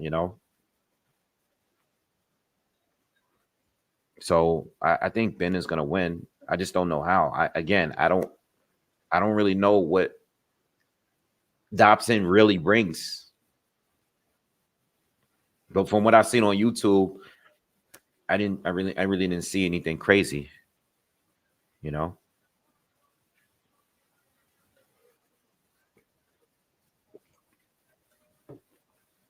I think the way to go is probably been by knockout, but as far as picking rounds and how many rounds, that really all depends on how durable Dobson is, which that I don't know. He hasn't fought any world class fighters. Munguia against Morel, that's a great fight, man. That's a great fight. If Canelo fights Benavides, I think that should be the other fight that should take place. Morel against Munguia. I would love for His Excellency to make that happen. But I would think I would lean towards Morel to win that. I think Morel would beat Jaime Munguia. But that's a good fight. McGee has done more, but Morel looks better to me. No, Luther, I think that Benavidez is solely there to fight Canelo and no other reason. I don't think he's sticking around uh, for anybody else. I think if he fights Canelo, he moves up. Win or lose, he moves up. Win or lose, he's done with the division. He's just there because of Canelo, and it's worth it because you're going to make the most money, and it'll be, a big win if you are to win. He'll become a star if he beats Canelo, especially to the Mexican community. All right. So we got 2 fights on. We still got Williams and Yasa in the third round. Williams has just been completely outboxing Yasa here. And now you have the Azim fight on Sky Sports.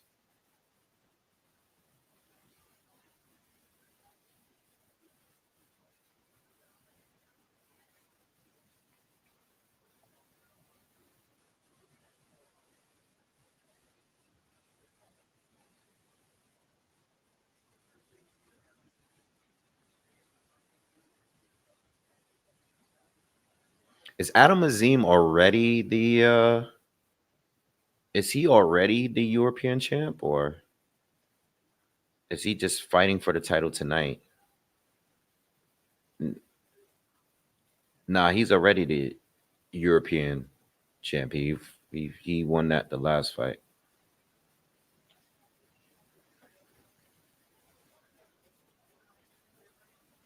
Quick hands from Adam. Looks pretty good. I don't think I've seen him fight.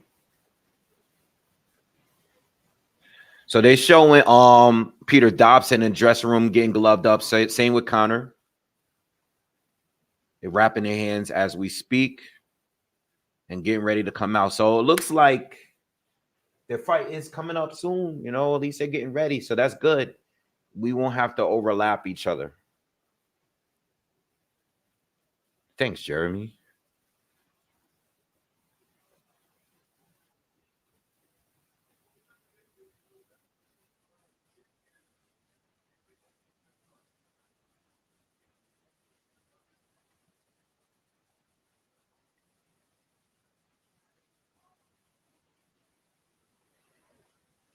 Round 4, Williams and Yasa.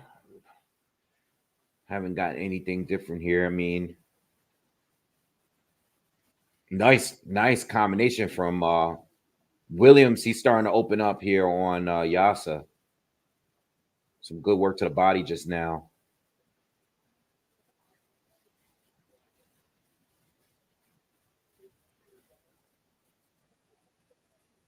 Nice exchange from both there. Yasa's going to have to start letting his hands go because this.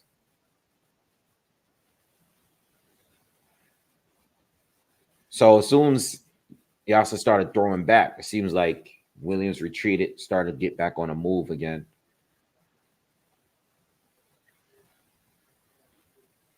All right, too much moving now. Williams might have felt his power or something.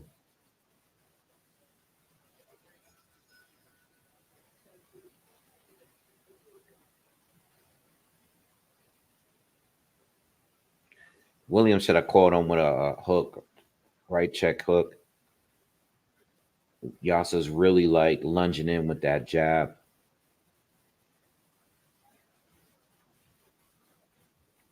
Too much moving from Williams in this round here. Too much. He's just running at this point. Let's get some fights in. He started out, I think that little exchange, he got caught with a shot and he felt his power and he's like almost retreating at this point.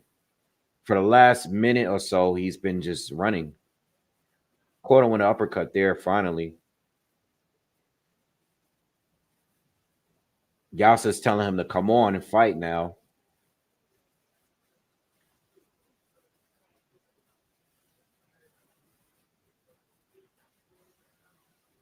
Yeah, like Yasa's just lunging in with everything, jabs, right hands.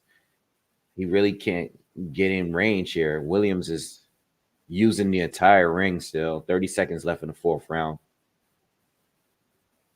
Yeah, Williams felt something in that little exchange. He did hit with a shot, but it's just like too much movement.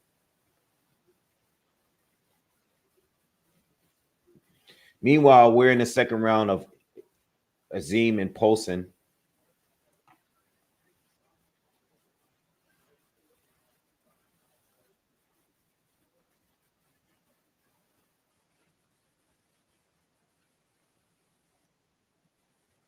All right, another Williams round, but not much action outside of the first 30 seconds or so.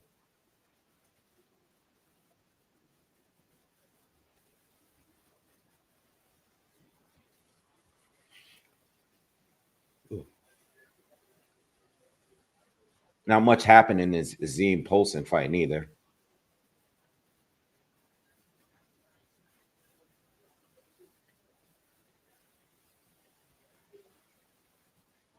Good right hand for Azim. Best shot he's landed so far in this fight. Round two.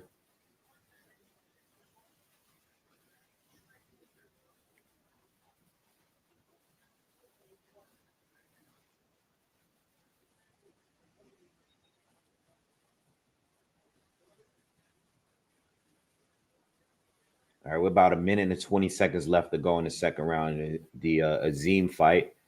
And now we are starting the fifth round between Yasa and Ammo Williams. Hopefully we get a little bit more action this round from these two.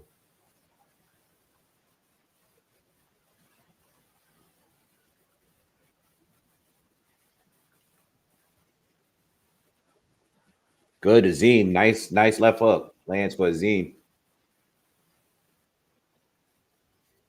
Starting to open up a little bit more in the second round. 45 seconds left to go in the second round.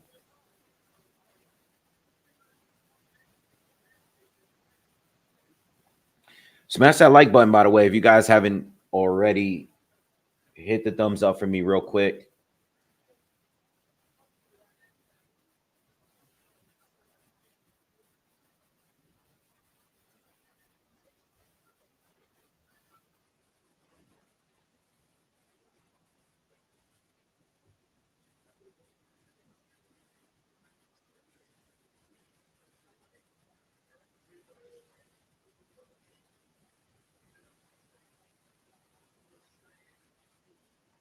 Azim is just having his way with Poulsen right now.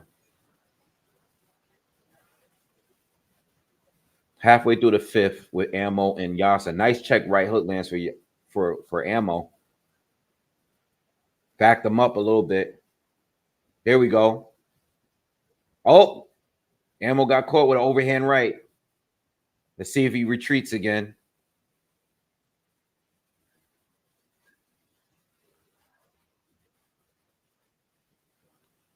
Yeah, that I don't know. That's what that's the thing with Ammo in these fights. Like, and I think this is part of the reason why they haven't really stepped them up yet.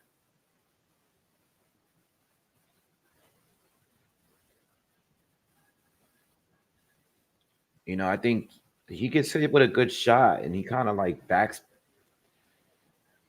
falls back.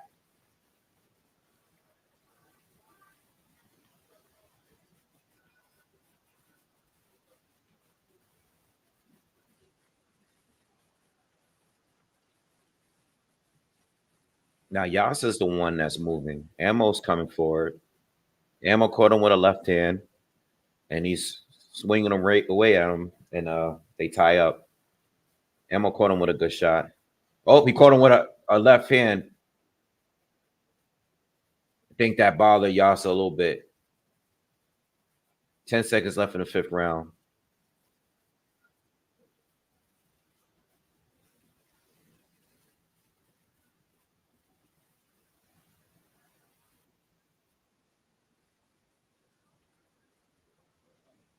I got Connor Benn winning. I think Connor Benn is going to win. I would love to see a good I would love to see a good upset though. Seeing an upset today.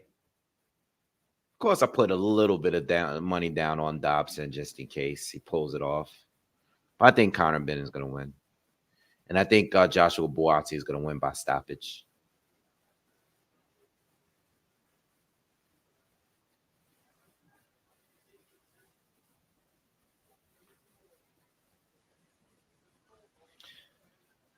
Azim is doing some good boxing. We're halfway through the third round. He's boxing. He's winning. Pretty clear.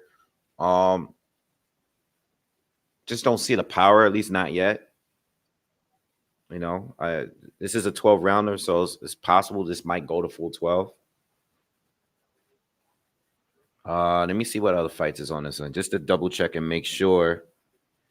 Oh, honestly, this is the last fight. This is the last fight before the main event, so that's not good. It's a possibility that these fights might overlap. It is possible. Yasa caught Williams with a good check left hook. Caught him again with a short right hand, but he got caught too. He got caught worse. Williams caught him with a right hand to the body. Yasa looks a little hurt. Williams got to keep it going.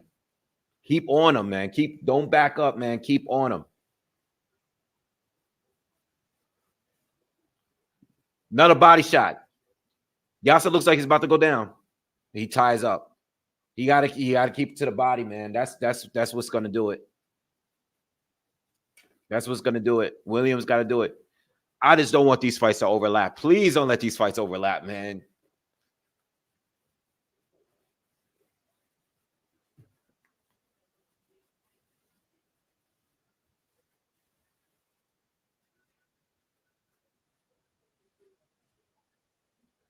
Yasa's hurt again, and he's down.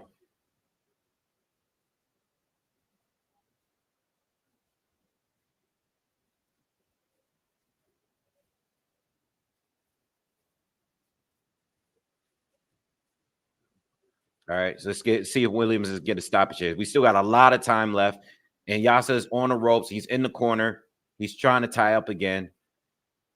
He's not fighting back. If Williams could get him to the ropes like this again, and he just folds, the ref should wave it off. Williams got to get the finish, man. Got to get this guy out of here. He's not on his level. He might be a little bit tired, though. I think he's a little tired. He's tired. Yeah, he's tired. He's tired. Yeah. 35 seconds to go in the 6th round. Williams caught him with a check right hook. Let's see if he gets him done now. All right. Step in, ref. Almost time to step in. Oh, he tied up again. Tell you, Yasa is surviving, man. He might make it through the round. He might make it through the round.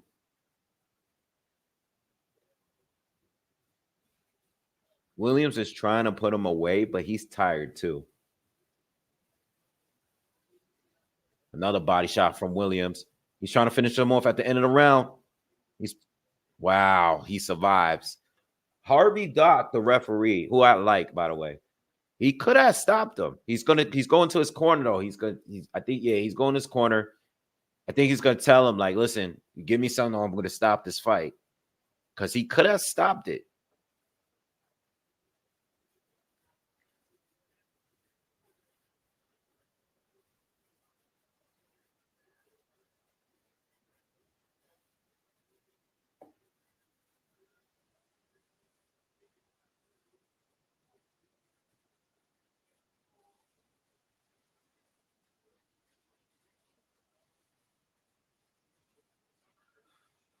All right.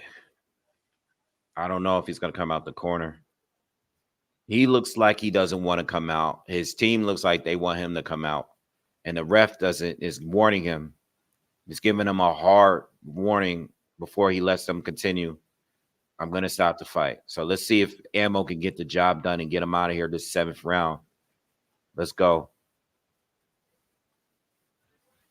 Still think there's got a chance. Even if this fight were to stop, still think there's a chance these fights might overlap each other.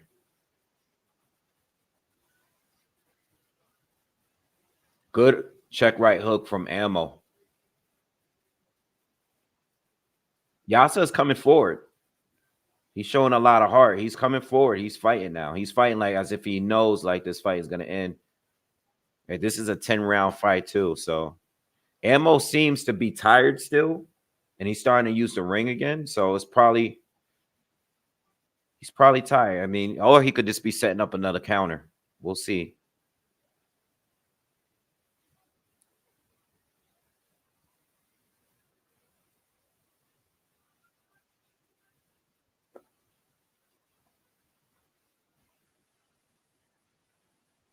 Yeah, Williams is not attacking at all this round. First minute, all he did was move.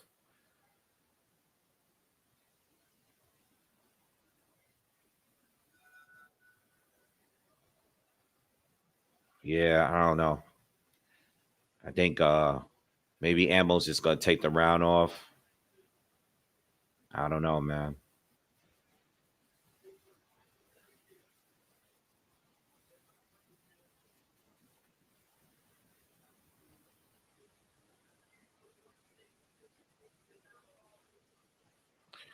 Who do you guys got? You guys asked for my predictions. Who do you guys got for these fights? Between Buatsi and Azeez and Connor Benn and Peter Dobson. Let me know. Give me your picks in the comments.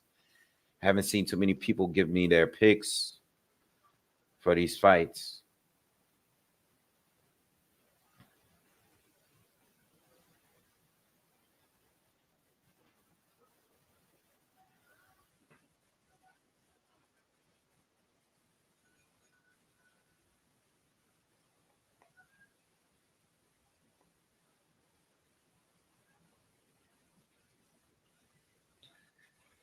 You got Azeez for the upset, stoppage, or decision?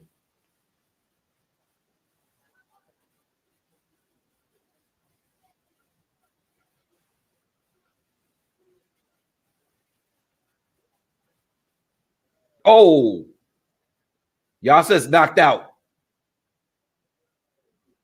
Oh, he's trying to get up. Now he's done. It's over. It's over. It's over.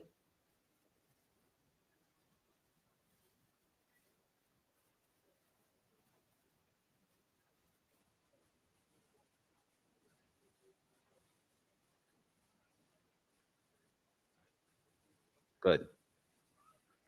Good stoppage.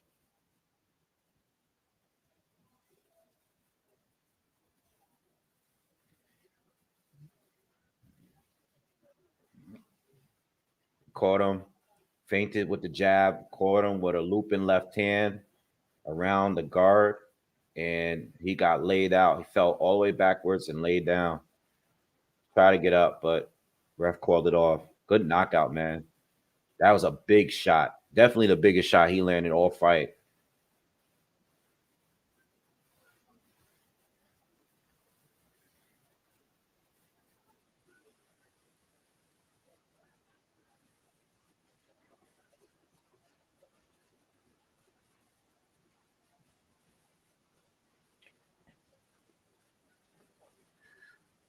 Hopefully, we get some.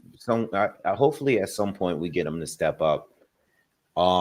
Unfortunately, like when it comes to middleweights, though, not a lot of not a lot of talent there, man. But you know, if they could get him in there with a Liam Smith, you know, that'll be ideal. You know, Carlos Adames would be good. It's not much there, you know what I mean? You have the champs. I mean, Jamal's technically still a champ there, but it's not. You got Elijah Garcia, who I would love to see Ammo Williams fight. Polson is down and he's hurt. He's shaking his head. He's not going to make it.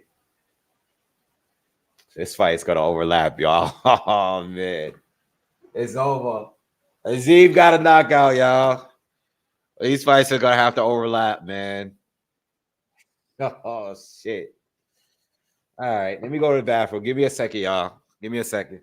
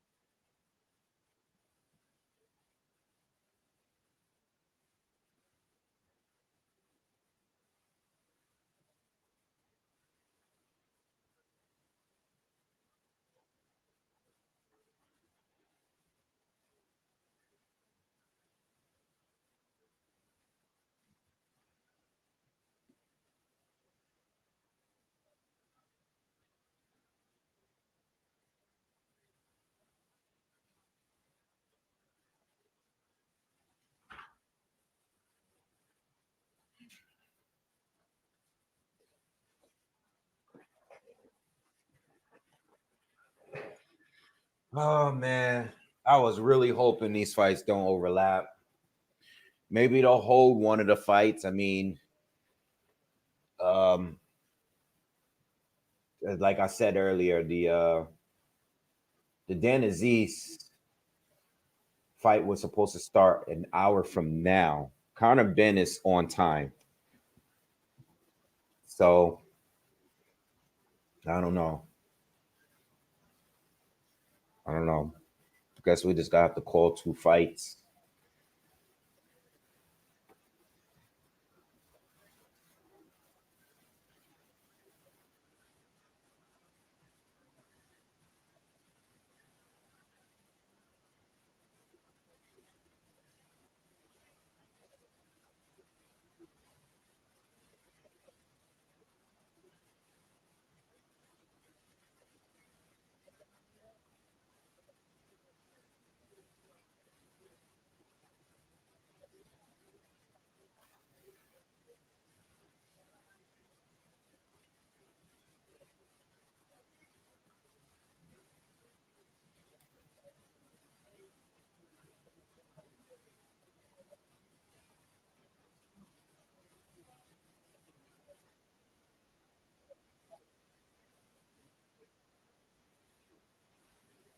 I mean, he's ranked high. I think he needs to fight a top contender before getting a title shot, though.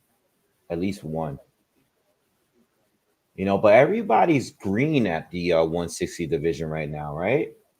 Because Jamal's probably not going to fight at 160 anymore. You got this gentleman that's fighting at 5. I mean, he's fighting. He's a champion. I think, actually, we got to look at Janabik being an official champ. He has 2 titles.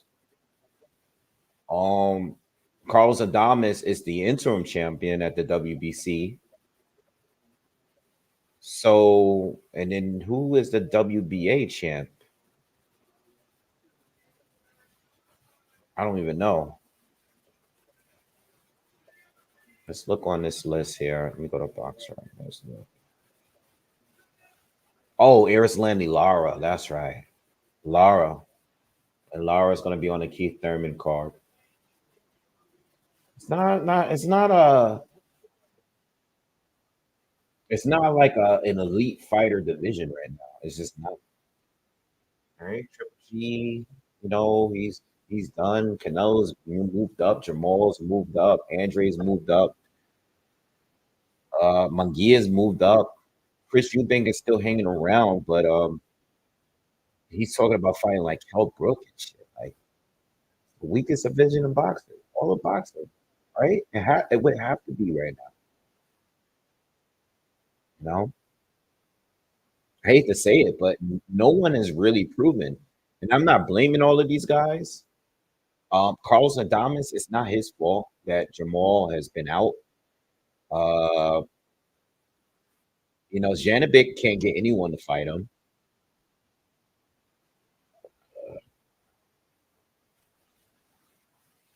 Yeah, it's not much. It's not many options here. Lara is the oldest reigning champion, and it's just like weird even seeing Lara as a champion because Lara hasn't been active, and what has he really done at 160? He knocked out Gary O'Sullivan and Spike O'Sullivan and Thomas Lamana. Like, this is weird, man. This is literally the worst. This is the worst division right now in all of boxing. I can't think of another division that has less talent. So Ammo needs to. They need to push the pace. I don't know where this like fights like this guy. This is not really gonna, I mean, he's gonna get you more experience, but it's not gonna move you up quickly in the ranks. Oh God, yeah, I have to do a video on Teofimo Lopez and Jermaine Ortiz. I haven't done that yet. I'll probably start doing my film study tomorrow on that because I definitely got to do a breakdown. And I believe that's a Thursday night fight. That's not even like a Saturday fight. So I definitely got to get that out there. That is a very, very good fight too.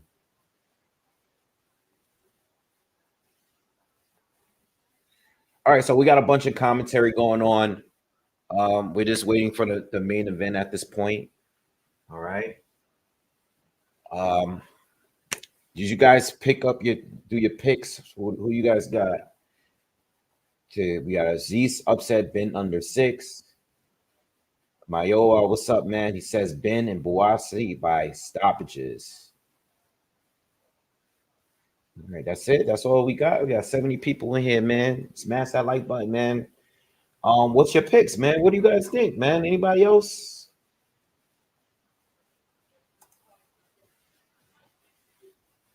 Anybody else? Anybody else? Who else is on YouTube right now? Who's on live? Let's see. Let's check real quick. We got Showbiz, we got Boxing Beats and Rhymes. We got my guy Boxing Gyms. Ring IQ is on. True School Sports is on. Shout out to all of those channels. All right. Benn by KO, Benn by unanimous decision, Buatsi by unanimous decision. Yeah, I think for me, I got Buatsi. I was kind of deciding on whether it would be by knockout because he gets kind of tired and the fight goes slower, And then you got Azeez, who I think has the better work rate for sure. But I don't know. I don't know how he's going to deal with Buatsi's power. I just kind of wanted to see that. So, good fight though. That's definitely the better fight between the two. Better matchup.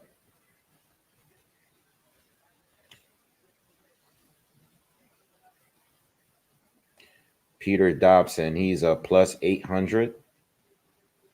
And for a knockout, he's a plus 1400. Well, I wouldn't expect Peter Dobson to win a decision. I think if Peter were to find some way to pull off an upset win here, it would probably be by knockout. But I'm not expecting that.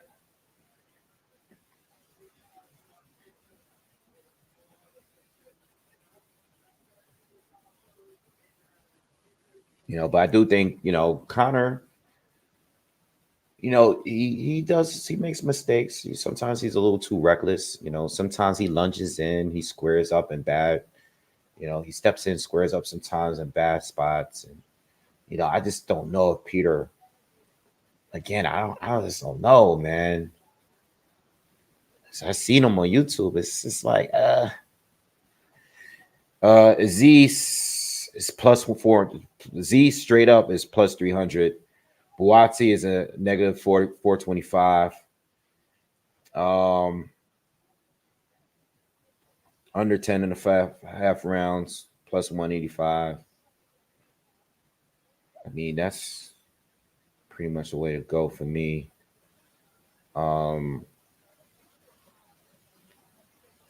Azeez by knockout plus 750.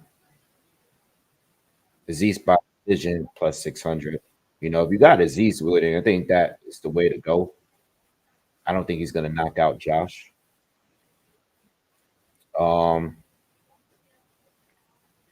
I betted on Buatsi by KO for the plus 250. That's what I got.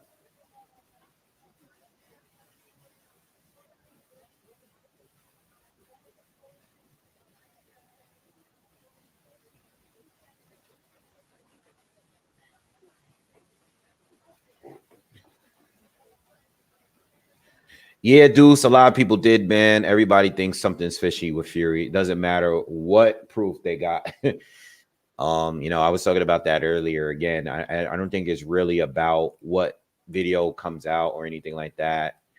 I think it's more about Fury and just his history. I think it's the history and how.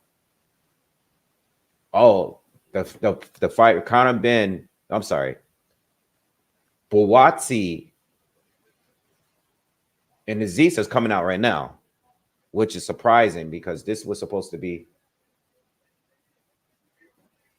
They're having it now, so that's good. That's good. So at least we could get a little bit of space between these two. It's good.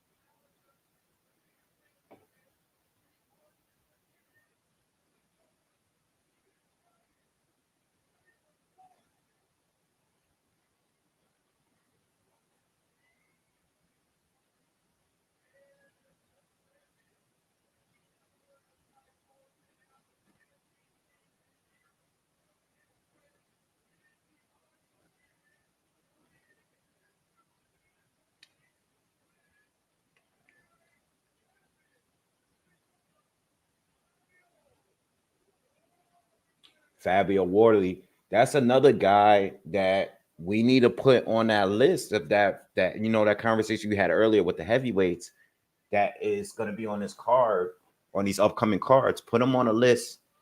Let's get Fabio Wardley against Jared Anderson. That's a good fight. That's a good fight. He's going to be fighting Fraser Clark. I'm leaning towards Fabio to win. So I don't want to overlook this fight, but that's another name that I've said, yo,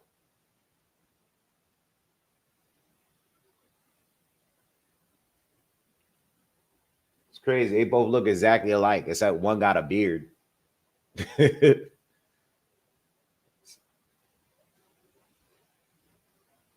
So I thought they were getting ready to come out, but no, they're having their face off in the ring.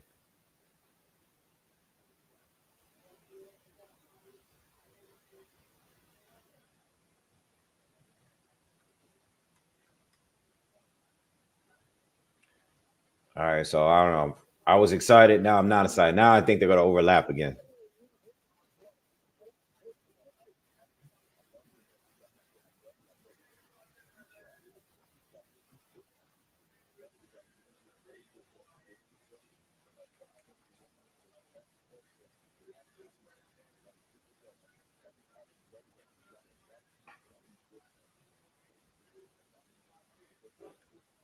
So right now they just building up the Conor Benn. They're showing the interviews right now with Peter Dobson.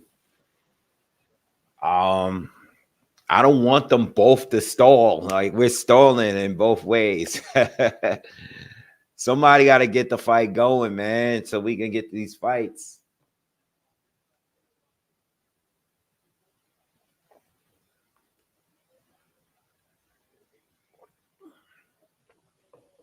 Luther, do I think Ben is on the juice right now? Absolutely not. No, I don't think he's on the juice. He could have been on the juice before. I don't know if he's on it now. On it now, nah, that's reckless.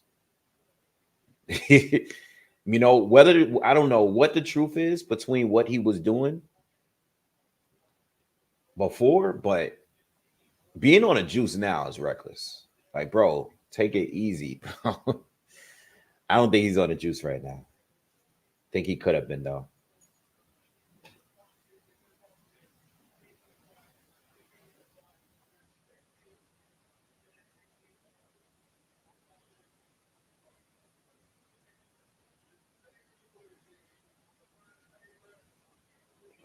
Here, back home.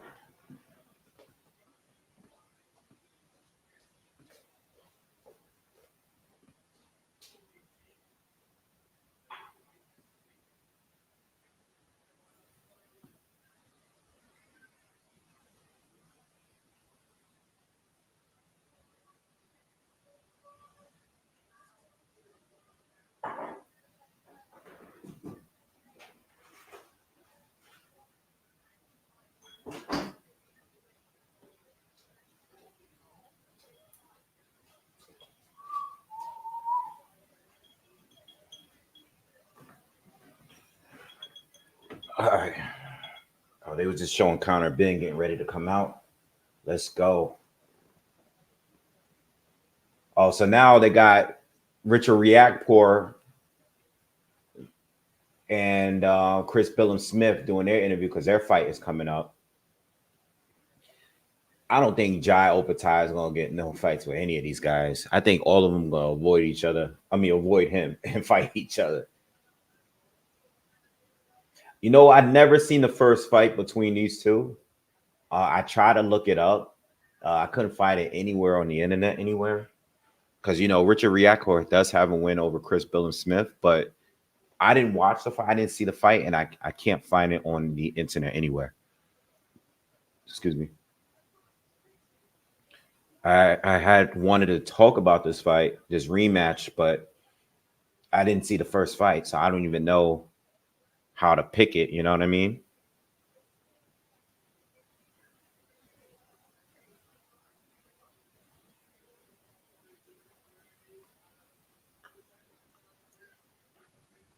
Cheers, everyone.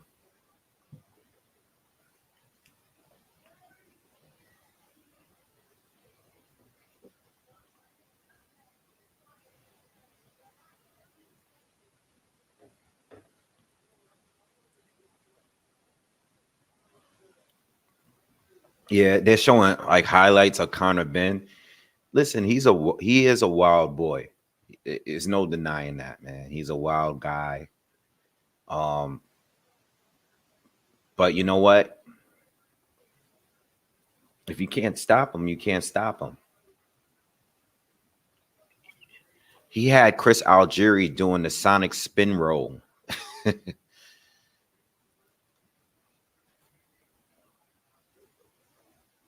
He's like seriously explosive. I mean, man. Again, some people are gonna say it's probably because of the juice. But he still looked good in his last fight. He just couldn't knock the guy out. But that was a much bigger guy than he's used to facing. So I don't know.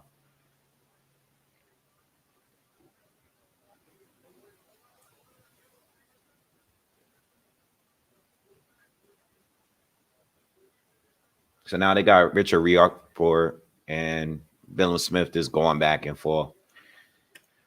Oh, everybody's stolen, man. These guys gotta literally walk out into the ring at the same exact time. Seriously. So let's talk about this fight coming up this week. Teofimo Lopez against Jermaine Ortiz. A lot of people are talking about whether or not Jermaine Ortiz is being overlooked by Teo because he's doing so much talking about everybody else but his opponent. You know what I mean? It's just he's talking about, you know, Terrence Crawford. You know, obviously he's just been it seems like he's just been talking more about the other fighters, and some people look at that as you know, overlooking his opponent and everything. And I don't know. I don't think so. I think Teo's gonna be ready. I just personally feel that I think that you got to sell the fight some way, and he's talking about the people that people want to hear him talk about. You know, unfortunately, you know, the fans are kind of overlooking Jermaine Ortiz.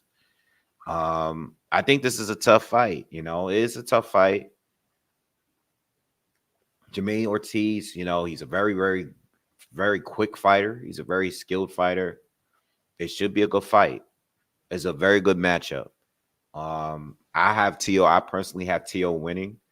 I think if Teo loses this fight, it's because Teo loses the fight.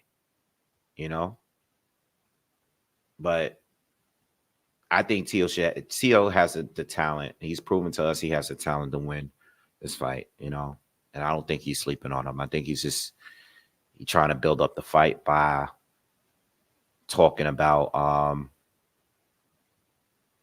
you know, other fighters and stuff like that.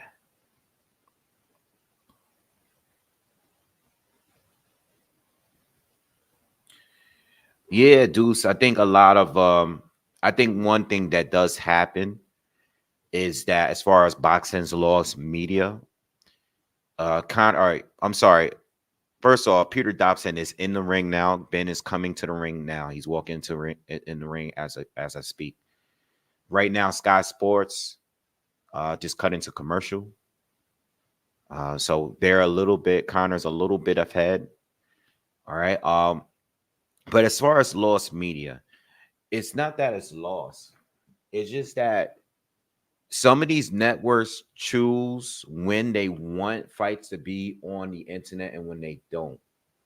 I've noticed that while preparing to do breakdowns, that certain fights that were available for me at one point was removed. So it's like they choose, like, if Top Rank has a fight coming up, for example, they might put older fights of that fighter the week prior to the fight, but it may not always be available. They'll keep it there. Certain ones keep it there. Some of them will just put the highlights out, or they'll put the full fight out. But sometimes when you go back to looking for certain fights, it's not there anymore. And I think it's because if the fighter didn't look that well in the fight, they might pull the fight off the net. Azim got a stoppage. I forgot what round, but Azim stopped his opponent, Jake. All right, so Conor Benn is in the ring. All right, so they're a little ahead of the Azeez Buatsi fight.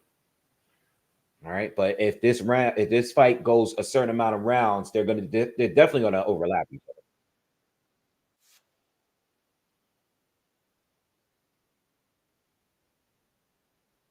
Yeah, Adonis. That fight is another fight that I've looked for. Darnell Boone knocking out Adonis Stevenson. That's been scrubbed off everything off the TV. Yes. Not only that, but you know what was never on the internet ever? Kovalev's fight against Darnell Boone, where he got knocked down. That fight has never been on the internet. I think it might have been very, very long time ago, but I think when people were looking for it, I'm talking about the first fight, when people started looking for that fight. Because remember, Darnell Boone knocked down Kovalev, he's knocked down Andre Ward, and he knocked out Adonis Stevenson. And I used to bring that up in old videos when I was talking about the light heavyweights. It's just a fight that they just removed off the internet. They don't want it there at all. They don't even want highlights there. There's nothing on the net. Maybe there is now. Maybe someone pulled it up, but there's just certain fights that's just not on the net. All right. All right. So Buatsi, they're just still doing commentary right now. We're still waiting for Buatsi and Azeez to come out, which is good. They're stalling a little bit, so that's great.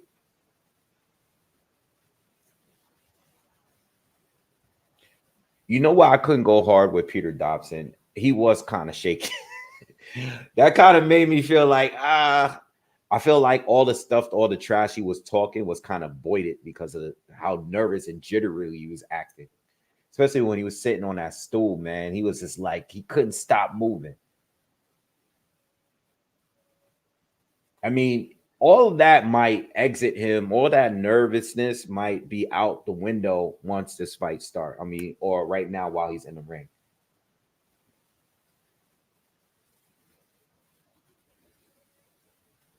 But you know what? I will tell you this. All right. And this is the last thing I'll say about the fight. All that trash talking might have helped him, because if he is planning on countering Conor and getting him to be aggressive early, that might play out well for Dobson. Another thing is too, Dobson hasn't been in the ring for how long? He hasn't fought in like a year and a half. So he is pretty inactive. Now, I know I heard an interview and he said that he fought recently in Russia. So that's not exactly true. He's just not on BoxRec. They both sizing each other up. Peter Dobson is definitely a lot bigger than Conor. Yeah, New York. Like I'm with you on that. New York for life. You saying the same thing. Like, I was born in the Bronx. I was born right in Lincoln Hospital. I lived on 146 in Willis. I'm from the Bronx, but nah. Son. All right, round one, y'all. So Peter is moving. Connor's coming straight at him. All right, let's see how this go. Let's see. Oh, Peter landing a nice uppercut. Caught Connor good. A lot of movement from Peter so far, but he caught him. The one shot he threw, he landed clean. Connor's coming straight at him.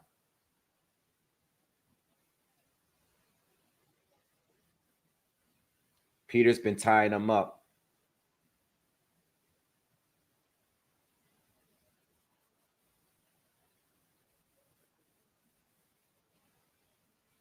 Uppercut from Connor on the inside. Oh, Connor, watch the head. Yo, ref, say something. He told him, okay, good. Connor got a little dirty in him, man. He got a little dirt on him, man. Big hook from Connor, but it was blocked by Dobson. Dobson comes in with a lunging in with a lead left hook. Jab from Connor.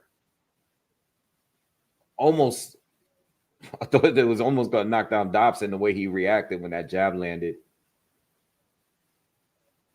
A lot of tying up from Dobson. I mean, he's playing it smart. You know, Connor's just coming in as a man. Overhand right. Big overhand right from Connor. Hurts Dobson a little bit. Another overhand right lands for Connor.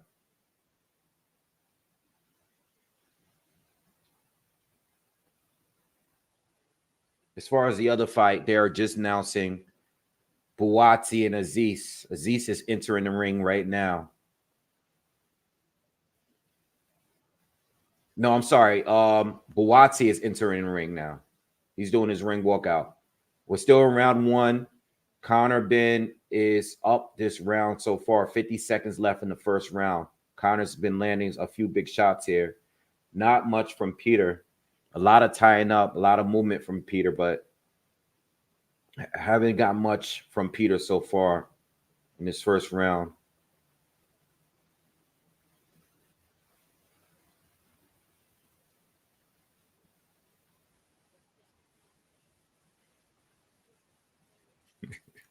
Come on, Peter, man.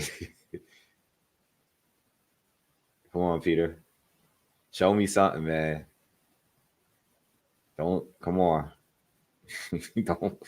don't do this to us, man. Give us a fight at least. Peter is just moving so far. Oh, nice body shot from Connor. Round one over. Big round for Connor, as expected. Peter showing good survival tactics, at least, you know, using the ring and getting out of danger. Yeah. Yeah, Pocket, smash that like button. Thank you. Appreciate that. Yeah, I didn't get much from Peter, man. I don't know. Still early, though. It's just the first round. Buatsi is officially in the ring. We are waiting for Azeez to come out next. Yeah, Azim did get the KO.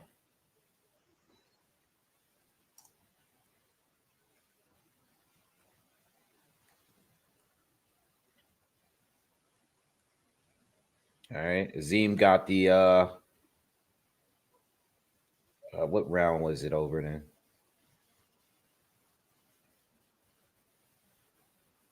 He said he took a knee because he took a shoulder injury. I didn't know that part. I thought he was just down. But it's a knockout. All right, so we're in round two, and Peter's starting to let his hands go a little bit more. But you can tell the power from Connor, even when he's blocking, like he's defensively, he's not doing bad.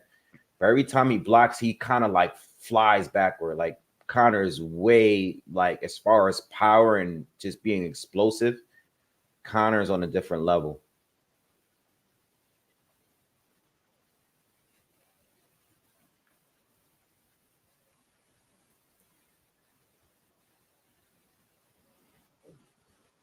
Where's the jab from Peter? That's what's bothering me. I want to see a jab from him.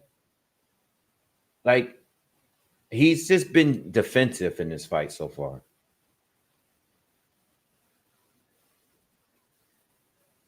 I want to see something from him. Like, is he here to win this fight, or is he just here to like survive? This is a 12-round fight, by the way. Overhand right from Peter misses. It's marked.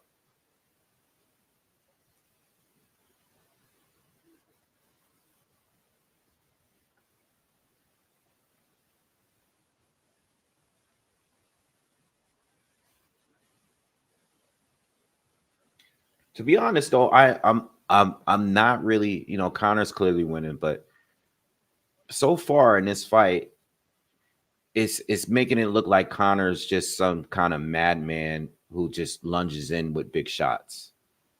As far as like him setting up some of these shots, he's not doing that well. He's winning, but Peter being defensive, it's like how Adrian Granados was doing all that moving, and Connor. Oh, big shot from Connor lands. Right hand lands. Good right hand.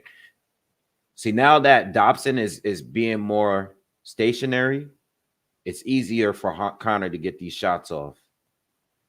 But Dobson just landed a good right hand to the body. 30 seconds left in the second round. Dan Azeez is in the ring. Both fighters in the ring. This fight is about to begin. I'll let you know when round one starts. Nice shot from Dobson again, and he lands a jab. Dobson is starting to open up a little bit more in this second round.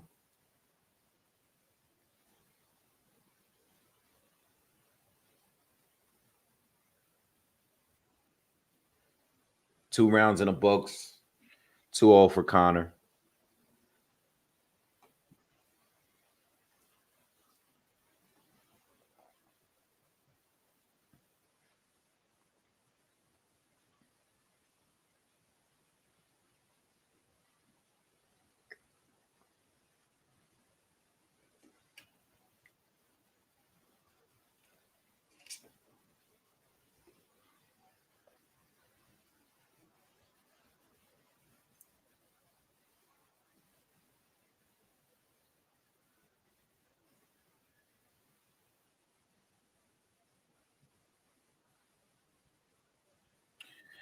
Dude says, what are your favorites one punch KOs?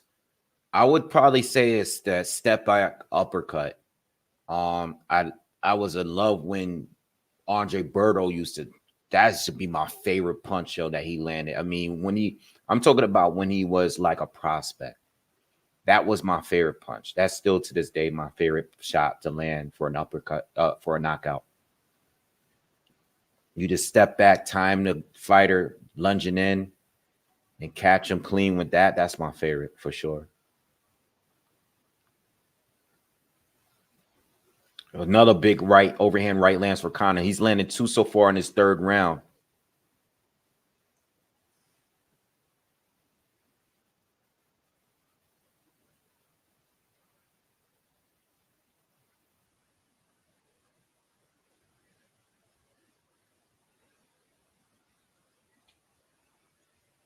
Peter Dobson is one thing about Peter Dobson so far is he's taken some good shots from Connor without like really looking that buzzed, So I'll give him credit so far. I mean, he is a much bigger fighter.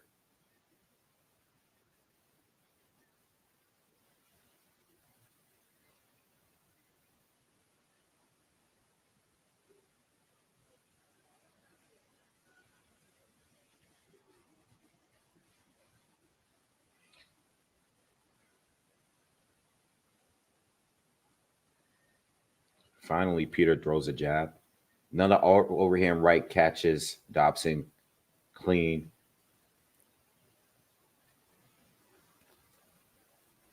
It's not a good fight. Yeah, by the way, for the ones that are not watching, it's just, this is what happens sometimes when you're fighting someone that you are on a different level than, but that opponent knows how to survive and has good defensive tactics. Because now he's not really making you look good because you're just like if you were to fight a different level fighter, Connor's not going to get away with all of this. And Dobson is just waiting for him. But he's not really connecting with any counters. You know what I mean? He's not really doing much. It's like this guy is not really trying to win here. He's trying to show like I'm exits. I say that about Jose Benavides. Not in his most recent fight to Jamal. He did good against Jamal, but like fights against Crawford and fights against Danny Garcia, he's just in there to show you like, yo, I belong here. You can't just knock me out. You know what I mean? Good shot from Dobson. Just landed a good right hand and got the crowd into it a little bit. Third round is over. Azeez and Buatsi is starting.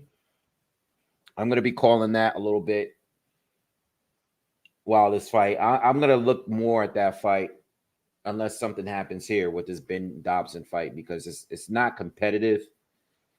But Dobson did land a good couple of shots there. He still didn't win the round, but all right. Round one, Azeez Buatsi.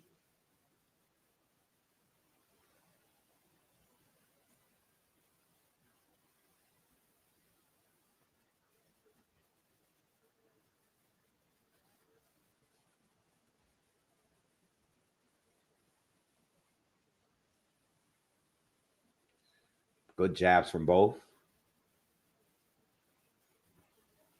Oh, Buatsi already caught him with an uppercut and a left hook.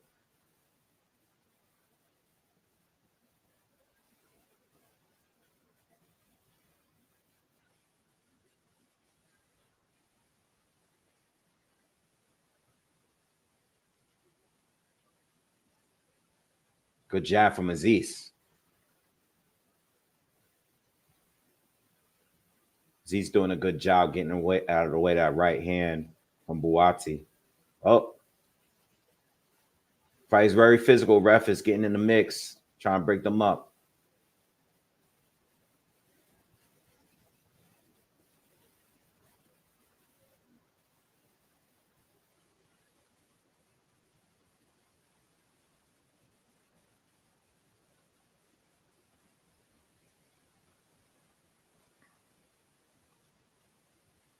Dobson's coming forward.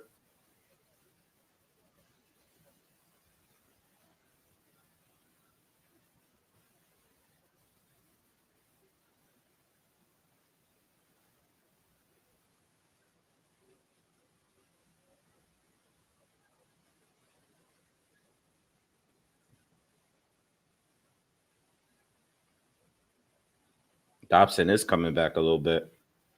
He's coming forward a little bit. Caught him with a good body shot there halfway through the fourth.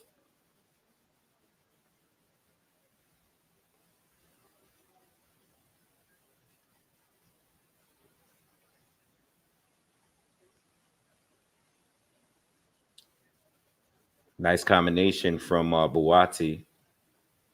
It's going to be hard for me to score the fights because I'm going to be looking back and forth. So I can't properly score the fights, especially now that this Dobson Benn fight is starting to get a little bit more competitive here. Azeez and Buatsi both trade. Good round from both, from what I'm seeing.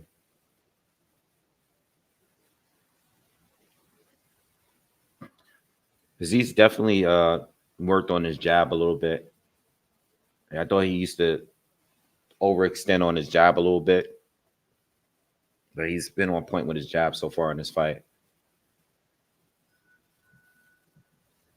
Azeez, okay, they both getting each other to stare down. All right.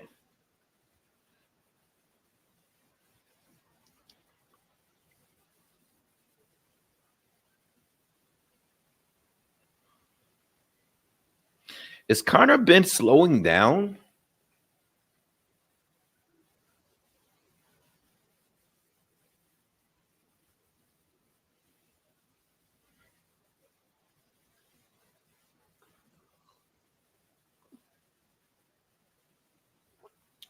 I didn't watch the whole round, so I can't tell you one round.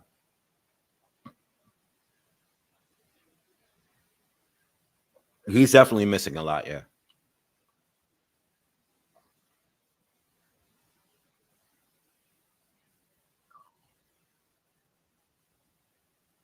Oh, they showing the highlights. Dobson landed some pretty big counters there.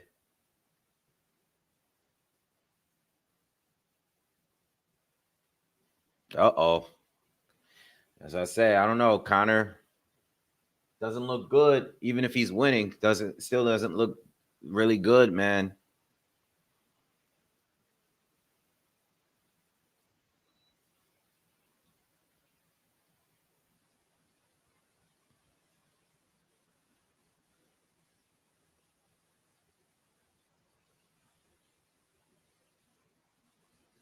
Nice combo to the body from Buatsi. Second round, by the way.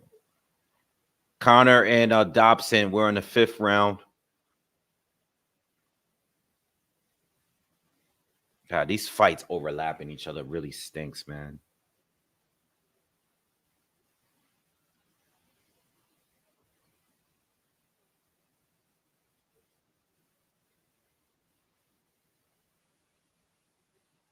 Good combos to the body from Dobson, but Conor lands an overhand right. Good jab from Conor.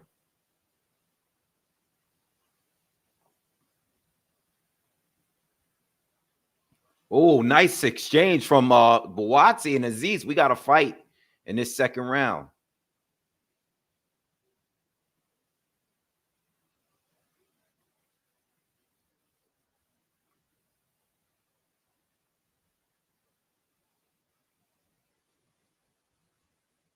Conor, nice body shot from Conor.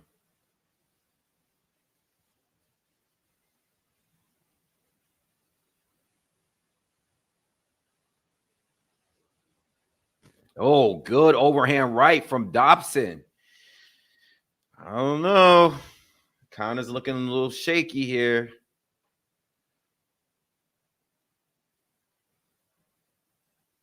Dobson is doing good, man. He's doing good. Good overhand right. Nice 1-2 from Dobson. Backs up Conor. Oh, man. Uh-oh.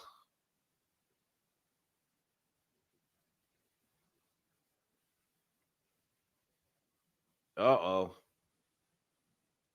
Oh, 1-2 from Dobson lands again. Conor calls him with overhand right. Oh, man, Dobson.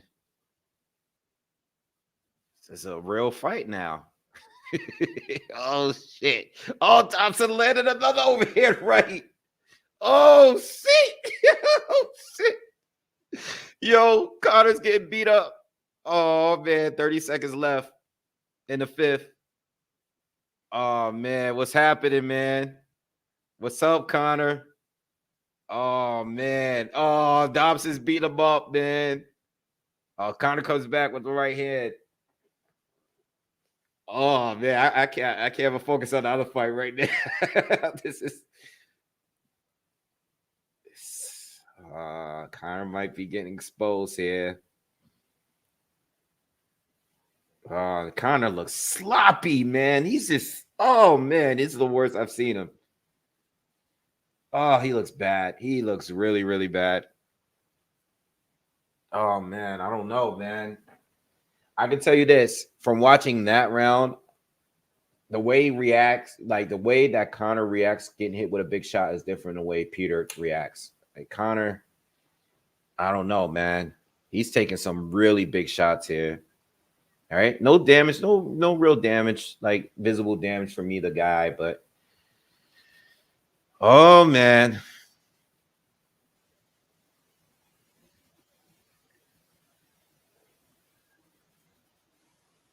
I don't know, Conor. He's slowing down, though. He's definitely slowing down. Looks very sloppy. 3rd round, Buatsi Azeez.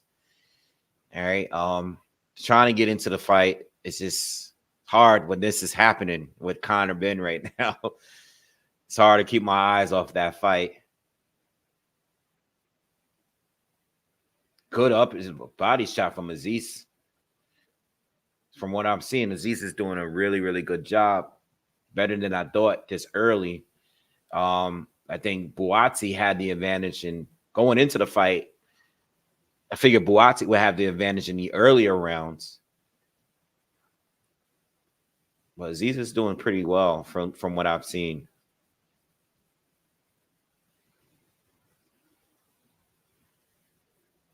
Good jab from Conor.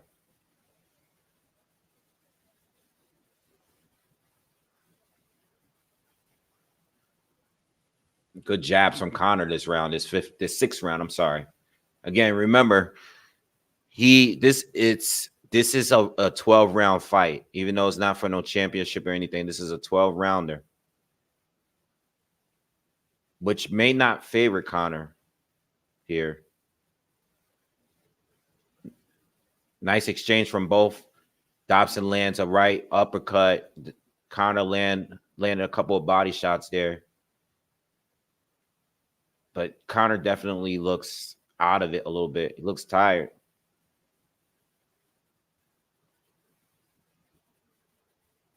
Nice combination from Buatsi. 1 minute and a third round left for that fight.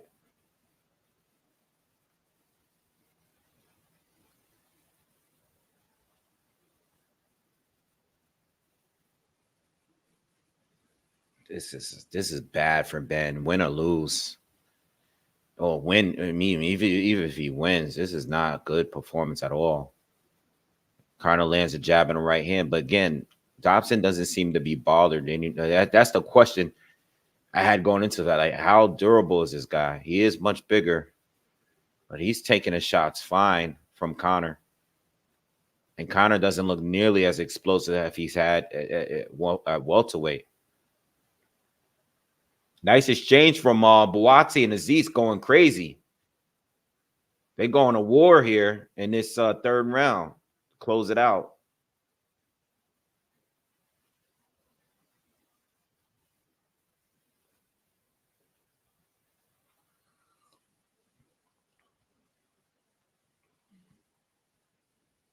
Yeah, he's rolling like Luther. He is rolling a lot of those punches.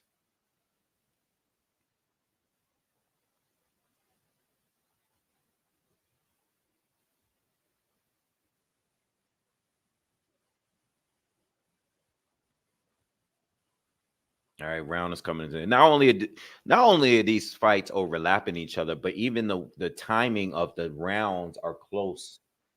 They're only about 30 seconds apart. So I literally can't even like cover the majority of a round in one fight and go to the next. I literally have to just keep looking up and down, looking up and down. It's hard. I can't but score the rounds, which stinks. But it is what it is.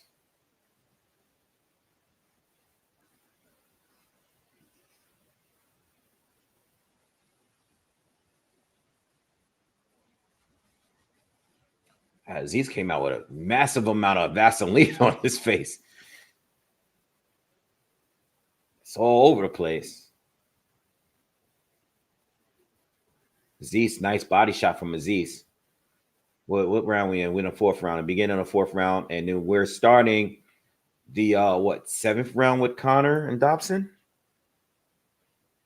Both fights are 12 rounders.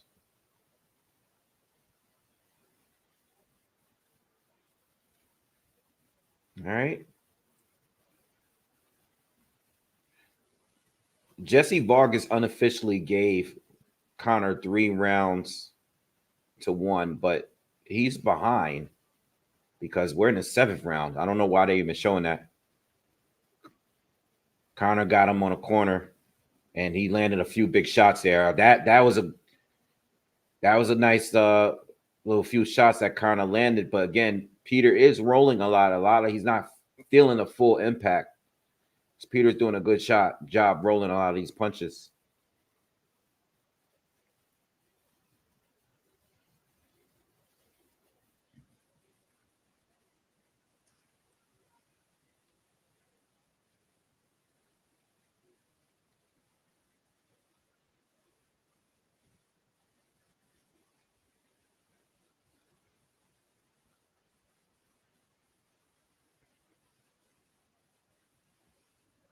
Good shot, Azeez.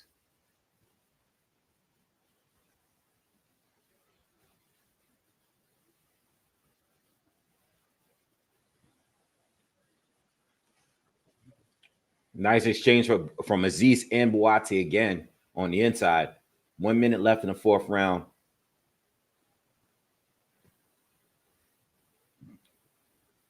Azeez caught a big right hand from Buatsi just there. Buatsi's landing some harder shots here.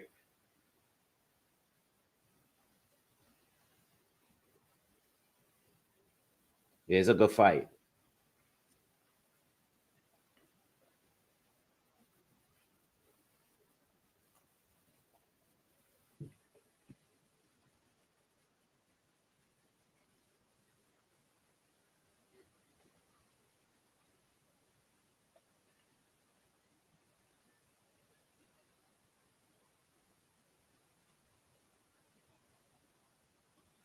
Win or lose, Conor doesn't stay at 154 after this fight.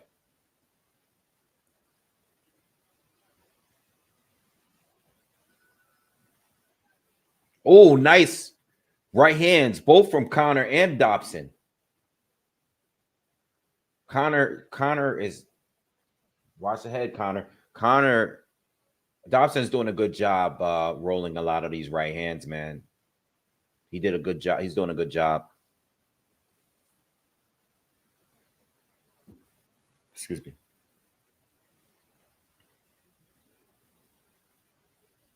Good 1-2 from Conor lands again.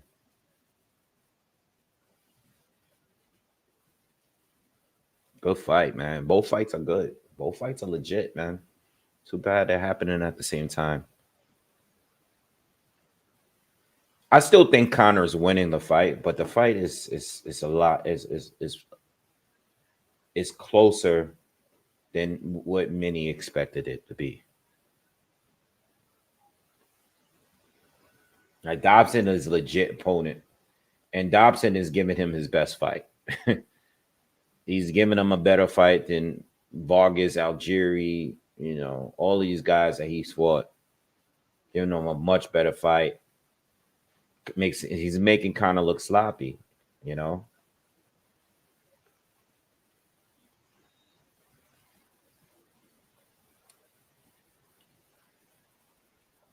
All right, Azeez and Buatsi in the 5th round. Conor and Dobson is in the 8th.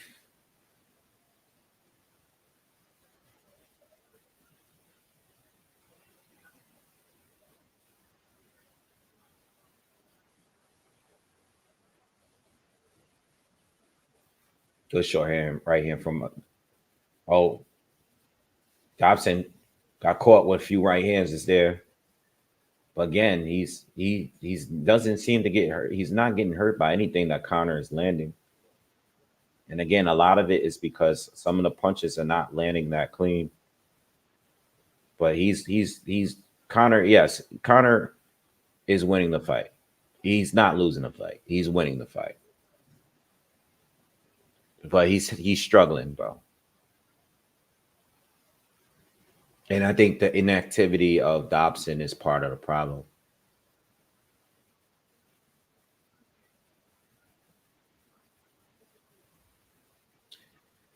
Buatsi got to step up his cardio, man. This has always been the issue with his fight. Oh, Buatsi caught him with a clean left hook. But Azeez came back and landed the right hand, and they exchange again. They go into war.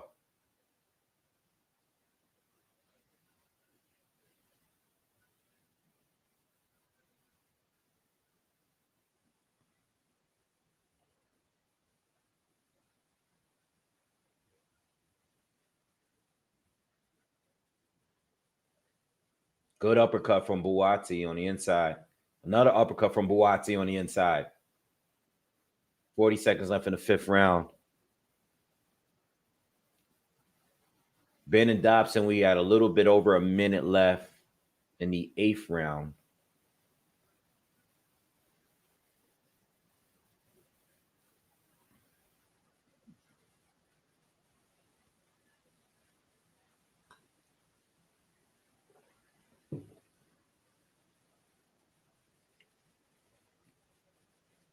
Conor needs to throw something other than the overhand right. I think he doesn't hurt Dobson this way.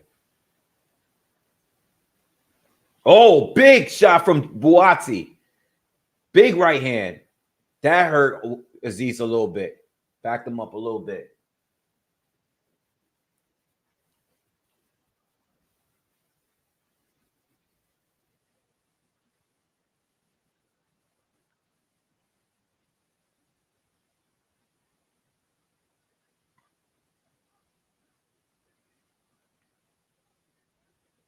Another right hand from Dobson lands, closing out the 8th round.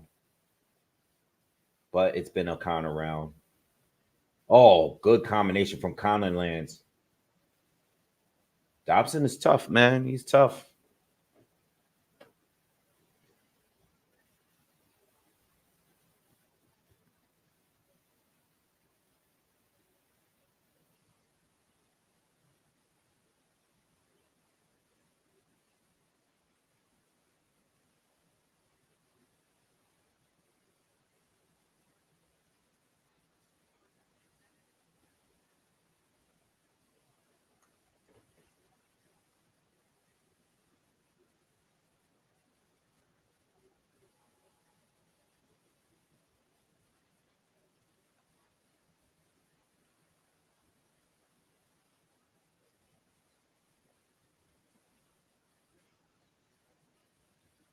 Like some inside work between both Buatsi and Azeez.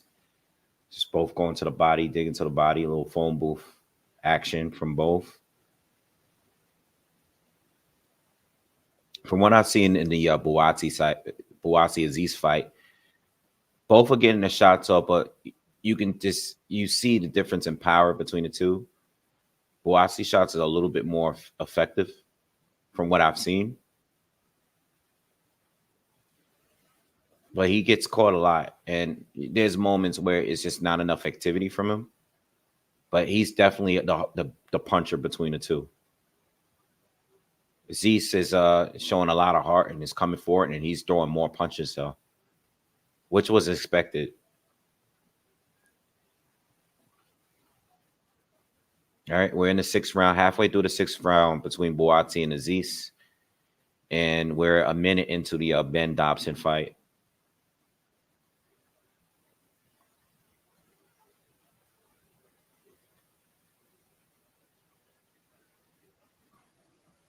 Oh, good right overhand right from Conor.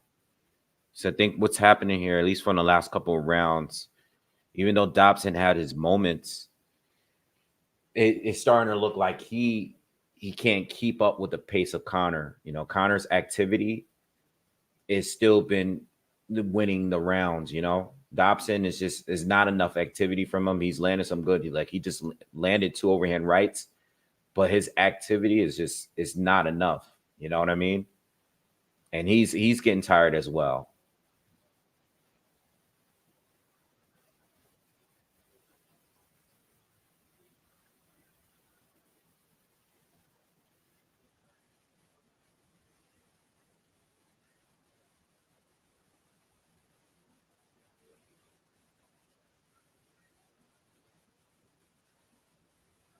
Both Azeez and Buatsi look a little tired. We're in the 6th round of their fight, closing out the 6th round.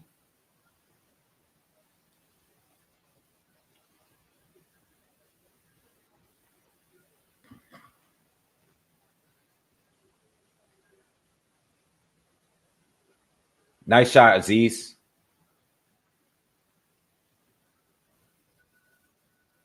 Good fight, man. Good fight. Both fights are good. I think Dobson just caught Conor. Dobson might have caught him with something. I just looked and it seemed like Conor's body language looked like he got caught with something. I heard the crowd cheering.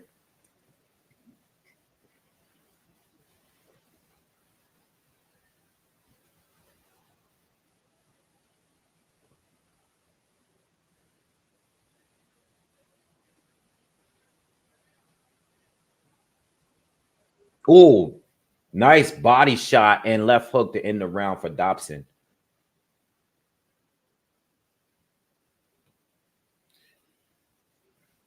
What do you guys think, man? What do you guys think? What do you think about Buatsi and Azeez, Conor? I'm sure most of you guys are watching Conor. Yes, it's at 154. Yes, I think they both made weight at 150. All right, so good uppercut from Azeez. I'm sorry, Buatsi. Good fight.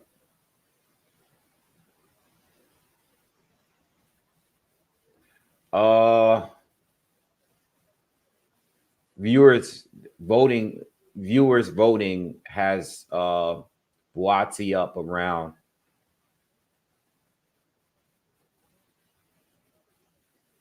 Still halfway through. We still have a whole half of the fight to go.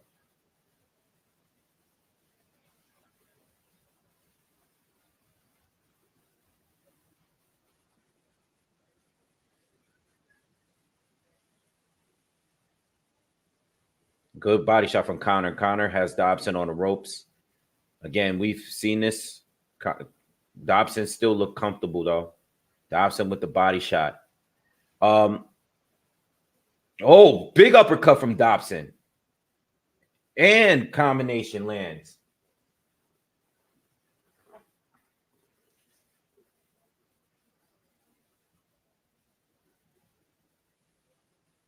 Oh, big. Dobson is having a good round. He's landing some big shots here against Conor in this 10th round.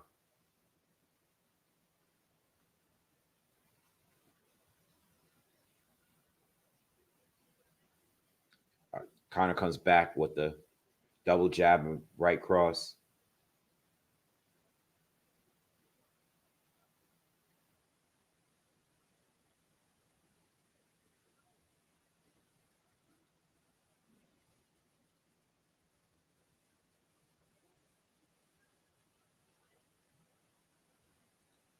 Buatsi with nice hook and uppercut from Buatsi there.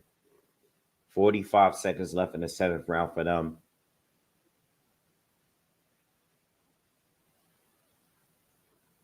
Good body shot from Buatsi.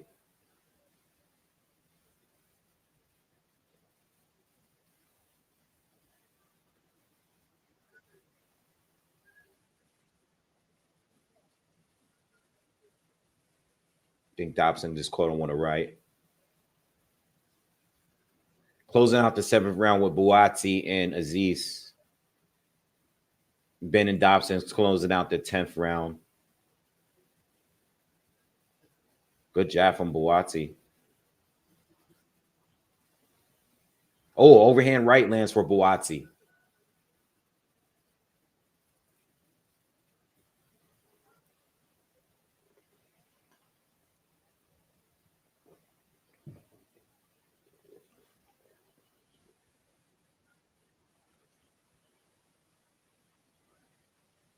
I still want to see Conor Benn fight Virgil Ortiz, by the way.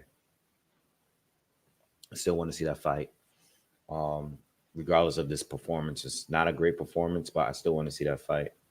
That fight should have, that could have been a 147 fight. But looks like this is going to go to the scorecards. Looks like it's going to go to the scorecards for Conor Benn and Pete Dobson. If you guys are just coming in, it's been a pretty competitive fight between Conor and Dobson. I mean, Conor is winning the fight, but it's been competitive. It's been no knockdowns. No one has been badly hurt. They both landed some good shots, but Dobson showed that he belongs,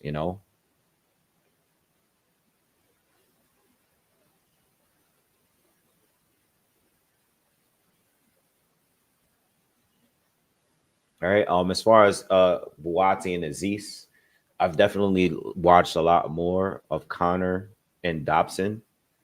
But we're in the 8th round of Buatsi and Azeez. This round just started. All right. And the round is beginning for Dobson and Conor Benn. Again, I'm not giving you a scorecards. I can't score if I can't watch the entire fight. But I believe Conor is winning. And I believe Buatsi is winning.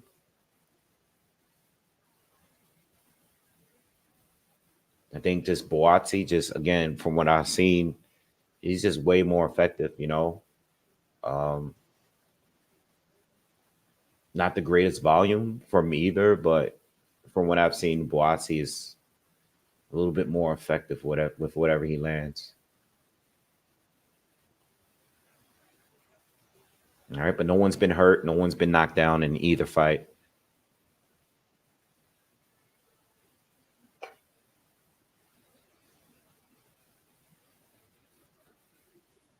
Good hook from Connor. Good hook.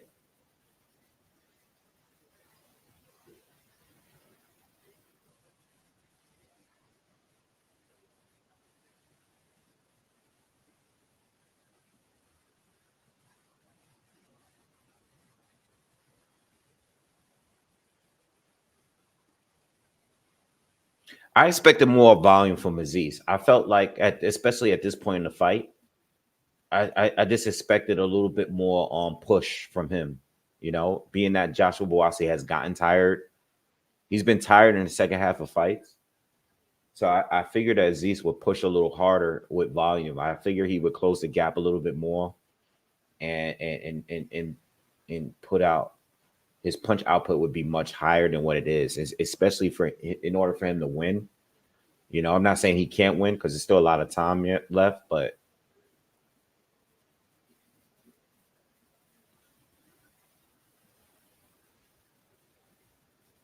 yeah, Connor, High New. What's up, High New? What's good? Um, yeah, it's Connor is very fast. You know, and that's one of the things we said in a prediction. Um, Connor is fast. You know, but I didn't know how good Pete's timing was going to be. It's been pretty good. You know. Oh, Connor just caught him with a big right hand, and Pete took it. Pete just caught him with an uppercut. 20 seconds left in the 11th round. Pete is landing some big shots here to close out this round. Damn, they both this. I mean, I would have never thought this fight was gonna be this competitive, man. You know, I figured that, you know, if Pete was just not that good, Connor would stop him, or Pete was maybe Connor, even if Connor got exposed, I expected Pete to hurt him at some point. I mean, they're both going to war. This is like a real war between these two. Very competitive fight, man. Pete is landing some really good fight. What's going on? Yeah, Pete is landing some really, really good shots, man.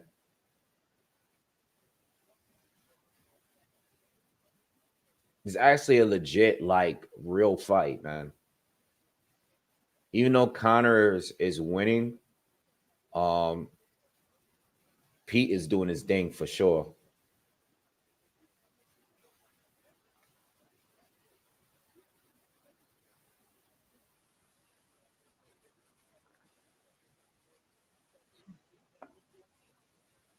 All right, we're waiting. There was a little delay in the Azeez Buatsi fight because the ref needed to wipe down the mat. It was a lot, it was wet, so they wiped it down.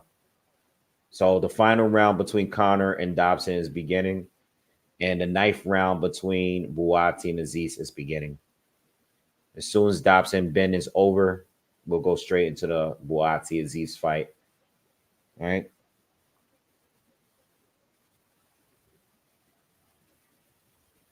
Yeah, Kufu. I see your comment. I did read it real quick. I agree with you. This is why I think that they should put him in there with Virgil Ortiz in the very next fight. You know, especially, you know, I personally don't think Connor even belongs at 147 because he wasn't big at 147. He was small there. Nice shots from Dobson. Dobson. Okay, Dobson is going for it.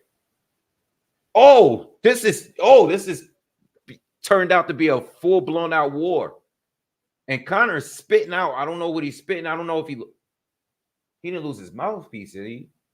Another uppercut. Dobson is taking over this last round, man. He's landing a few big shots here. And that had to hurt Connor. And Dobson's walking him down and countering him with the uppercut, which is what I said in the prediction. He just lunges in, man. Oh, big right hand and left hook from Conor. Halfway through the 12th round. Conor got to stop. Conor does. I don't like what Conor does with his head, man. I've seen it about 3 times in this fight. Got to watch the headbutt from him. Does that Virgil Ortiz thing.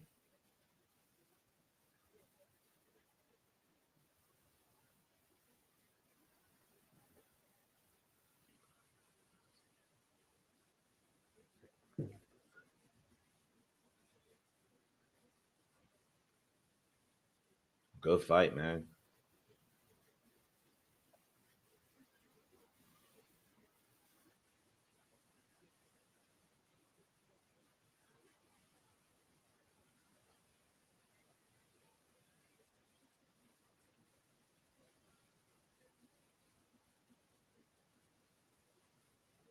Oh, nice exchange from both Conor and Dobson. Going to war. Conor's getting the better of him right now. Dobson started off better this round, but Conor seems to be picking it up a little bit. 20 seconds left in the round. Go for it, Dobson. Go for it, man. Go for it, man. Go. Conor showboating a little bit here. Wow, 12 rounds. This is like Rocky and Apollo. Final bell. Fight over. They might as well show each other respect. I mean, that ended up being a war. Conor won the fight, but it was a good fight. It was a competitive fight. Let me say that. All right. I'll let you guys know when the scorecards come. They both show respect.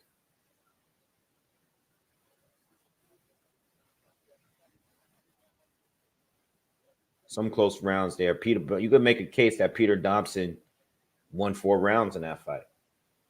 Probably could make a case. From at least from what I've seen. All right. We're gonna go straight into Buatsi. I'll let you guys know when the scorecards come up. But we definitely got to talk about Conor Benn.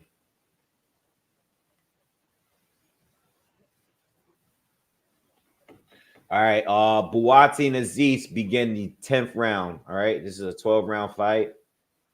All right. Again, from what I've seen, I think Buatsi is edging it, but again, that's based on what I've seen. I've been bouncing back and forth, so you know how that go.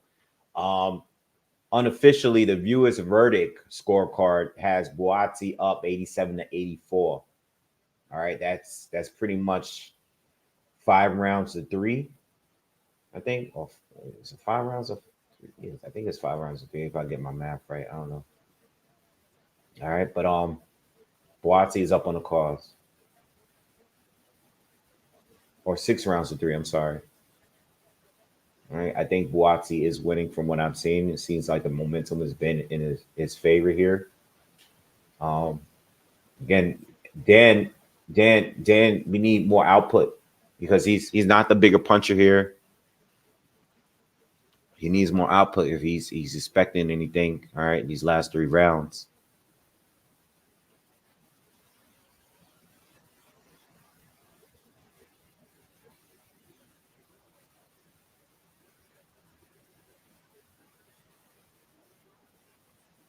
All right, hold on. 119, 109.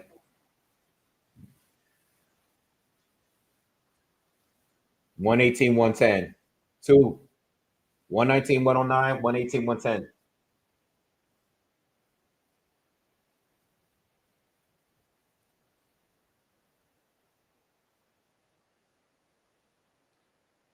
$119. One judge gave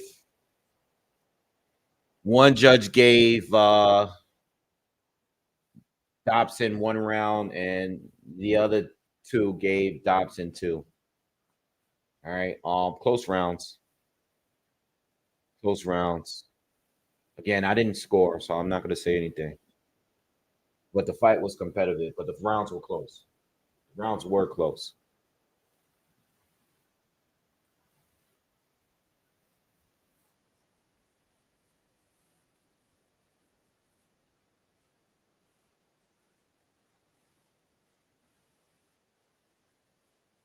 You guys hear it?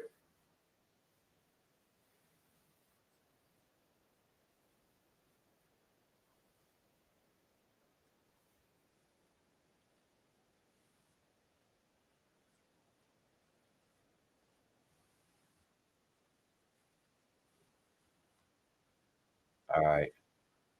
I'm listening to the comments. I'm listening to Connor. Nice exchange for Buatsi and Azeez at the end. Um, yeah, Dobson. Yeah, Luther. I see a comment. I agree.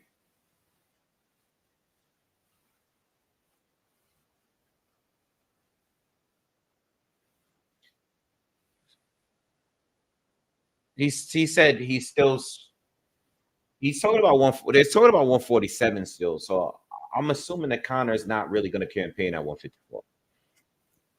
Excuse me. Yeah, Dobson did do well, man. Much credit to him. He did well. Dobson, for one, is that he got a chin. And you can say that Connor is on the juice or Connor's fighting a 154 pounder, but regardless, you take that amount of punches and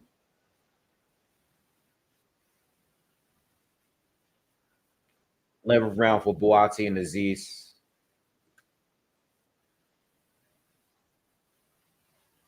Azeez with a nice uppercut. Azeez got to pick up the volume, man. I don't think he's winning this fight. He got to pick it up.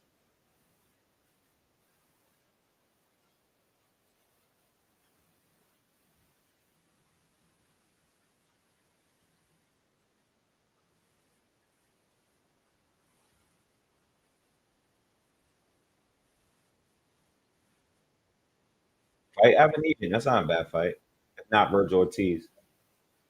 Well, he's not staying at 154, so I guess we could figure it out Virgil Ortiz.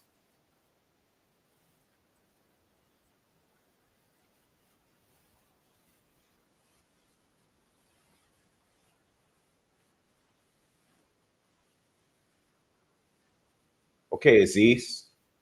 Pick it up, Azeez. Azeez is picking it up in the 11th. Azeez he's outworking Buatsi in this round, landing a few rounds. He's keeping Buatsi and outworking him here in this 11th round here. He's landing everything he's throwing.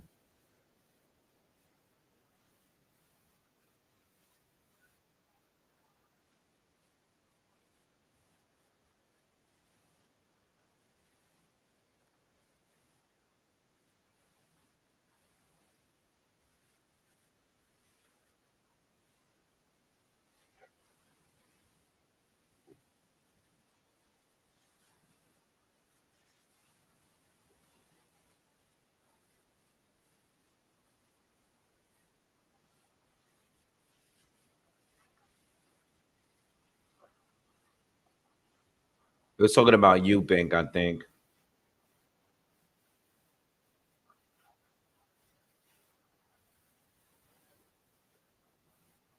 Azeez is having a good round. Oh, wait. Oh, Azeez slipped. That was a slip. Wait, no. Azeez got knocked down? I know there was a punch land, but he slipped, though. Oh, no. We got to see that again. The referee was just wiping off that area. I don't know if that was a knockdown, y'all. We in the 11th round. Azeez got a knockdown. I don't know if that was a knockdown. Did you guys see that? Did you guys see that? Was that an official knockdown? I don't know, man. I know a punch was landed, but I don't know. They're going to war now. Oh, now so whoa, that was a knockdown. Boxing just dropped Azeez. Now that was a knockdown. That was a knockdown. The second one was definitely a knockdown. Azeez caught an overhand right, and he fell down hard. But that first one might have not been a knockdown. What do you guys think, man? Did you guys see that? I gotta see that. I gotta see that first one again. They're wiping off the mat again. Someone's in the middle of the ring with towels, wiping them down. Hold on. They're showing the first one. Oh, it was a clean shot. It was a shot. It was a shot that landed. The second one didn't even. You know what? It's funny because the second one might have been. Ah, man, I don't know. Second one looked like he was turning. It looked like it hit his back. The punch hit his back. Oh well. All right, let's go. I don't know, man.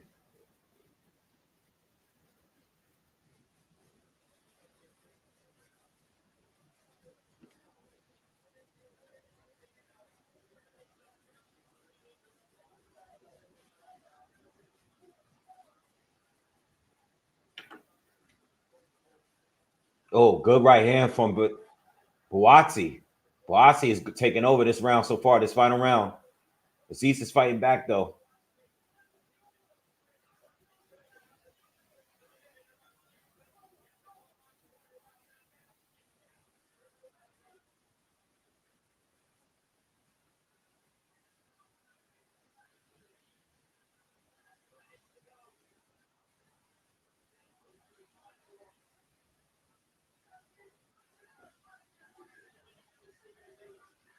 Good overhand right from Azeez. Azeez got to push harder. I've been saying that for the last 3 or 4 rounds.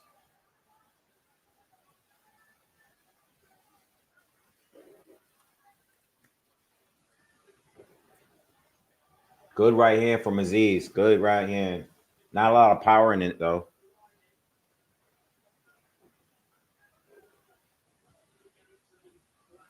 Left hook lands for Buatsi. Think he hurt Azeez with that shot. Same thing with Buatsi. He got to step it up if he's trying to get a knockout. Oh, he's hurt. Azeez is hurt. Oh, no, he slipped. He's saying that he slipped.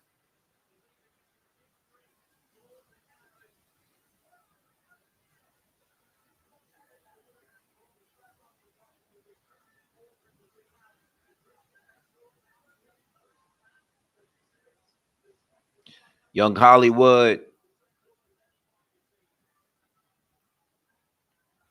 40 seconds left. Not much from Azeez. Much more from Buatsi. Oh, Buatsi hurt him with that hook. Oh, Buatsi got him hurt. Buatsi's trying to finish him off. Azeez is tough, man. He's tough. He's backing up. 30 seconds left. I don't think Buatsi's going to get it done. Buatsi's not going to get it done. He's tired. He probably hurt him more than the actual knockdowns from the last round.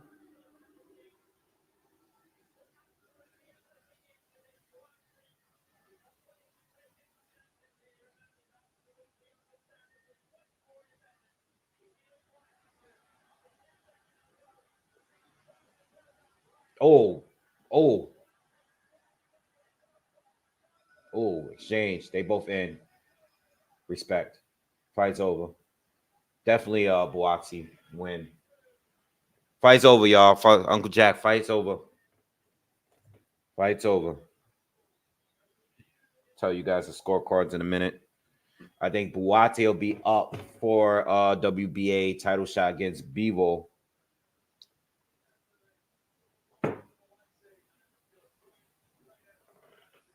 Good fight. Yeah, good fight. Both fights were good.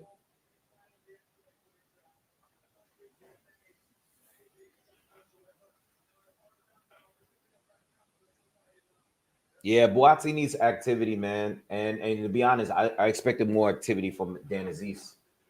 You know?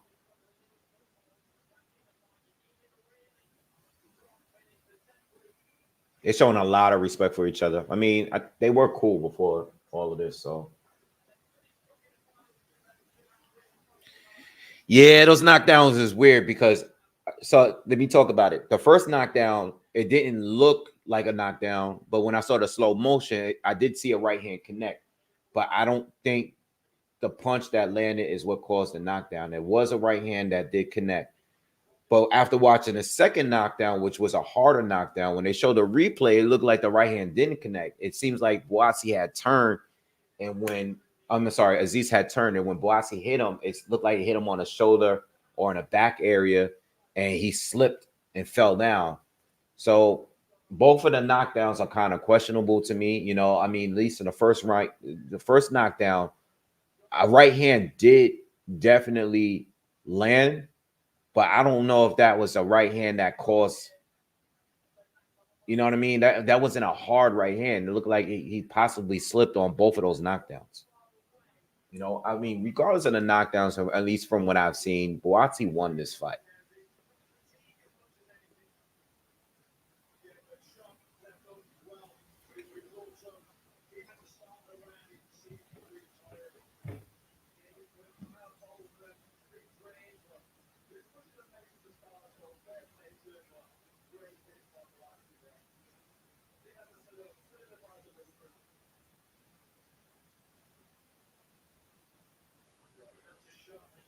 No, I don't.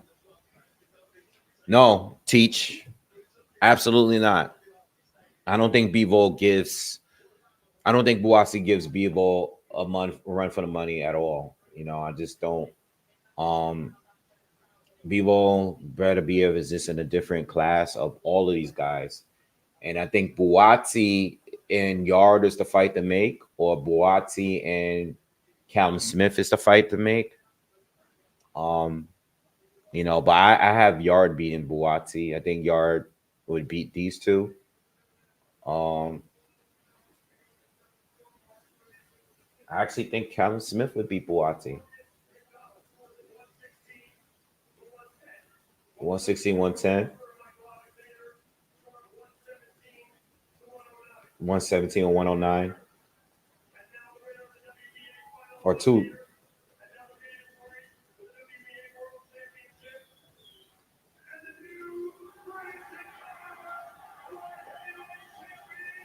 Buatsi won.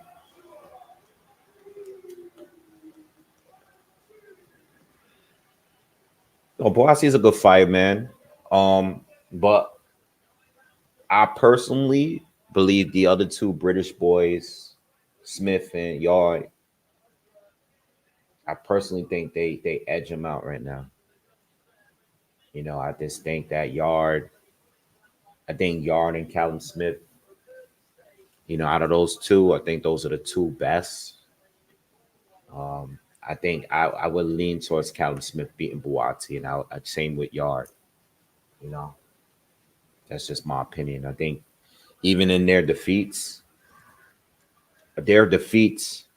Yard's defeat to Kovalev and Better BF was more impressive than this fight or the Craig Richards fight. You know, those wins is just Yard is tough. You know, he's powerful. And then you got Callum Smith again. Like he's powerful, he's big, he's you know what I mean? Like certain things that he was doing against Better BF was working for him. Not so much Canelo, but I've been kind of impressed with Callum Smith since he's moved up in weight. You know what I mean? I just Buatsi is a good fighter, but I would be edging those other two guys over him. Yard for versus Smith is kind of toss up. That one is a toss up. That's a toss up. That's a harder fight to call. I can't call that right now. Yard and Smith is a harder fight to call. You know, I mean, they both fought better BF. Yard did way better than Callum Smith, obviously. But you know, it's a different fight. That's a little bit harder to call. I can't call that right now. You know, but Buati good. Not seeing him beat. I don't see him being better, Bivol or better BF or Yard or Smith. Who do I want Ben to fight? Well, if Conor Ben stays at 154, if he stays at 154, like if he's or if let's say not 150, but if he fights above 147, right? He can fight both 147 or 154 guys. So if it's somebody at 154, I'm gonna say Virgil Ortiz Jr. You know, I think that's a realistic fight. Um, and it's worth the fight. I think that fight is worth it. I could see them putting him in there with Josh Kelly simply because just because he's, it's a British fight and all that, and I can just see that fight happening, but I don't want him to fight the top dogs at 154, like Tim Tszyu, Erickson Lubin, all those guys, Brian Mendoza. I think they all beat him. Now at 147, I'm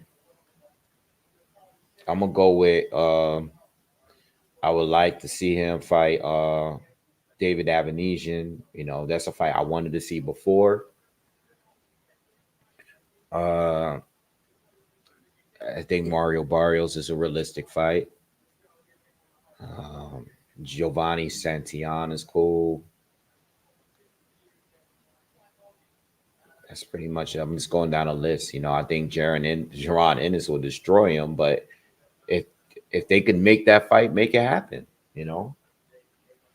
I want to see Stan Jonas. I want to see all those fights are good. These are the fights that I said I wanted before the whole Chris Eubank thing happened. So I'm cool with all of those fights. Yeah. The official scorecards for this fight. Let me see if let's see if they actually updated them. Because I couldn't. Okay. 2 judges had it 117 and 109 for Dan. I'm sorry, for Buatsi, and 1 judge had it 160, 110. So it was a unanimous decision. Yeah, Stan Jonas got screwed, man. He just got totally forgotten about. He got benched. He got shelved. Conor versus Machidi Ellis will be a good fight. Conor versus who's the guy that beat Rashidi Ellis? Via. That'll be a good fight.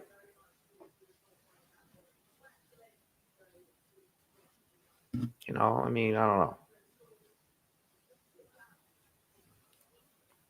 All right.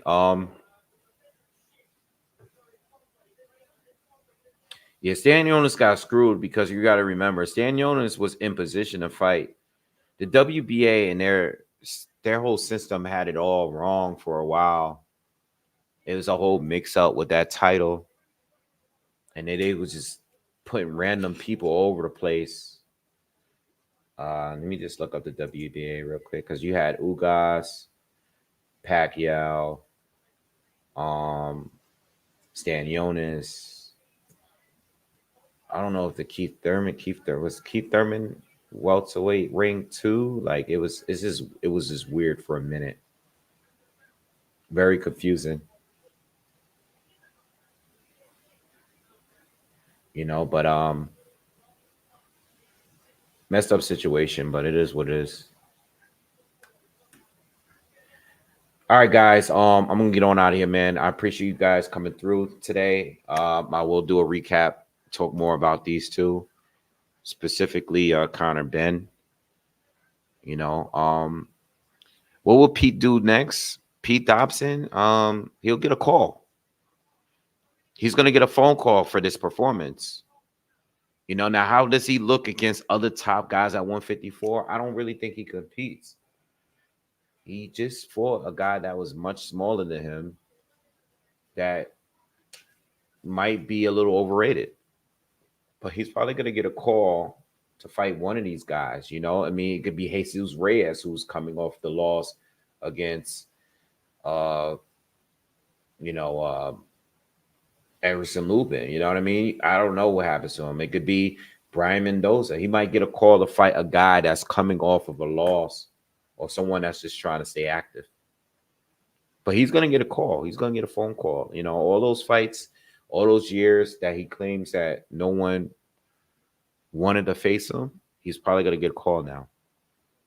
You know what I mean? So we'll see. But anyway, I'm out of here. Guys, subscribe to the channel. Please hit the thumbs up on your way out. I gotta run out. See you guys later. Have a good night.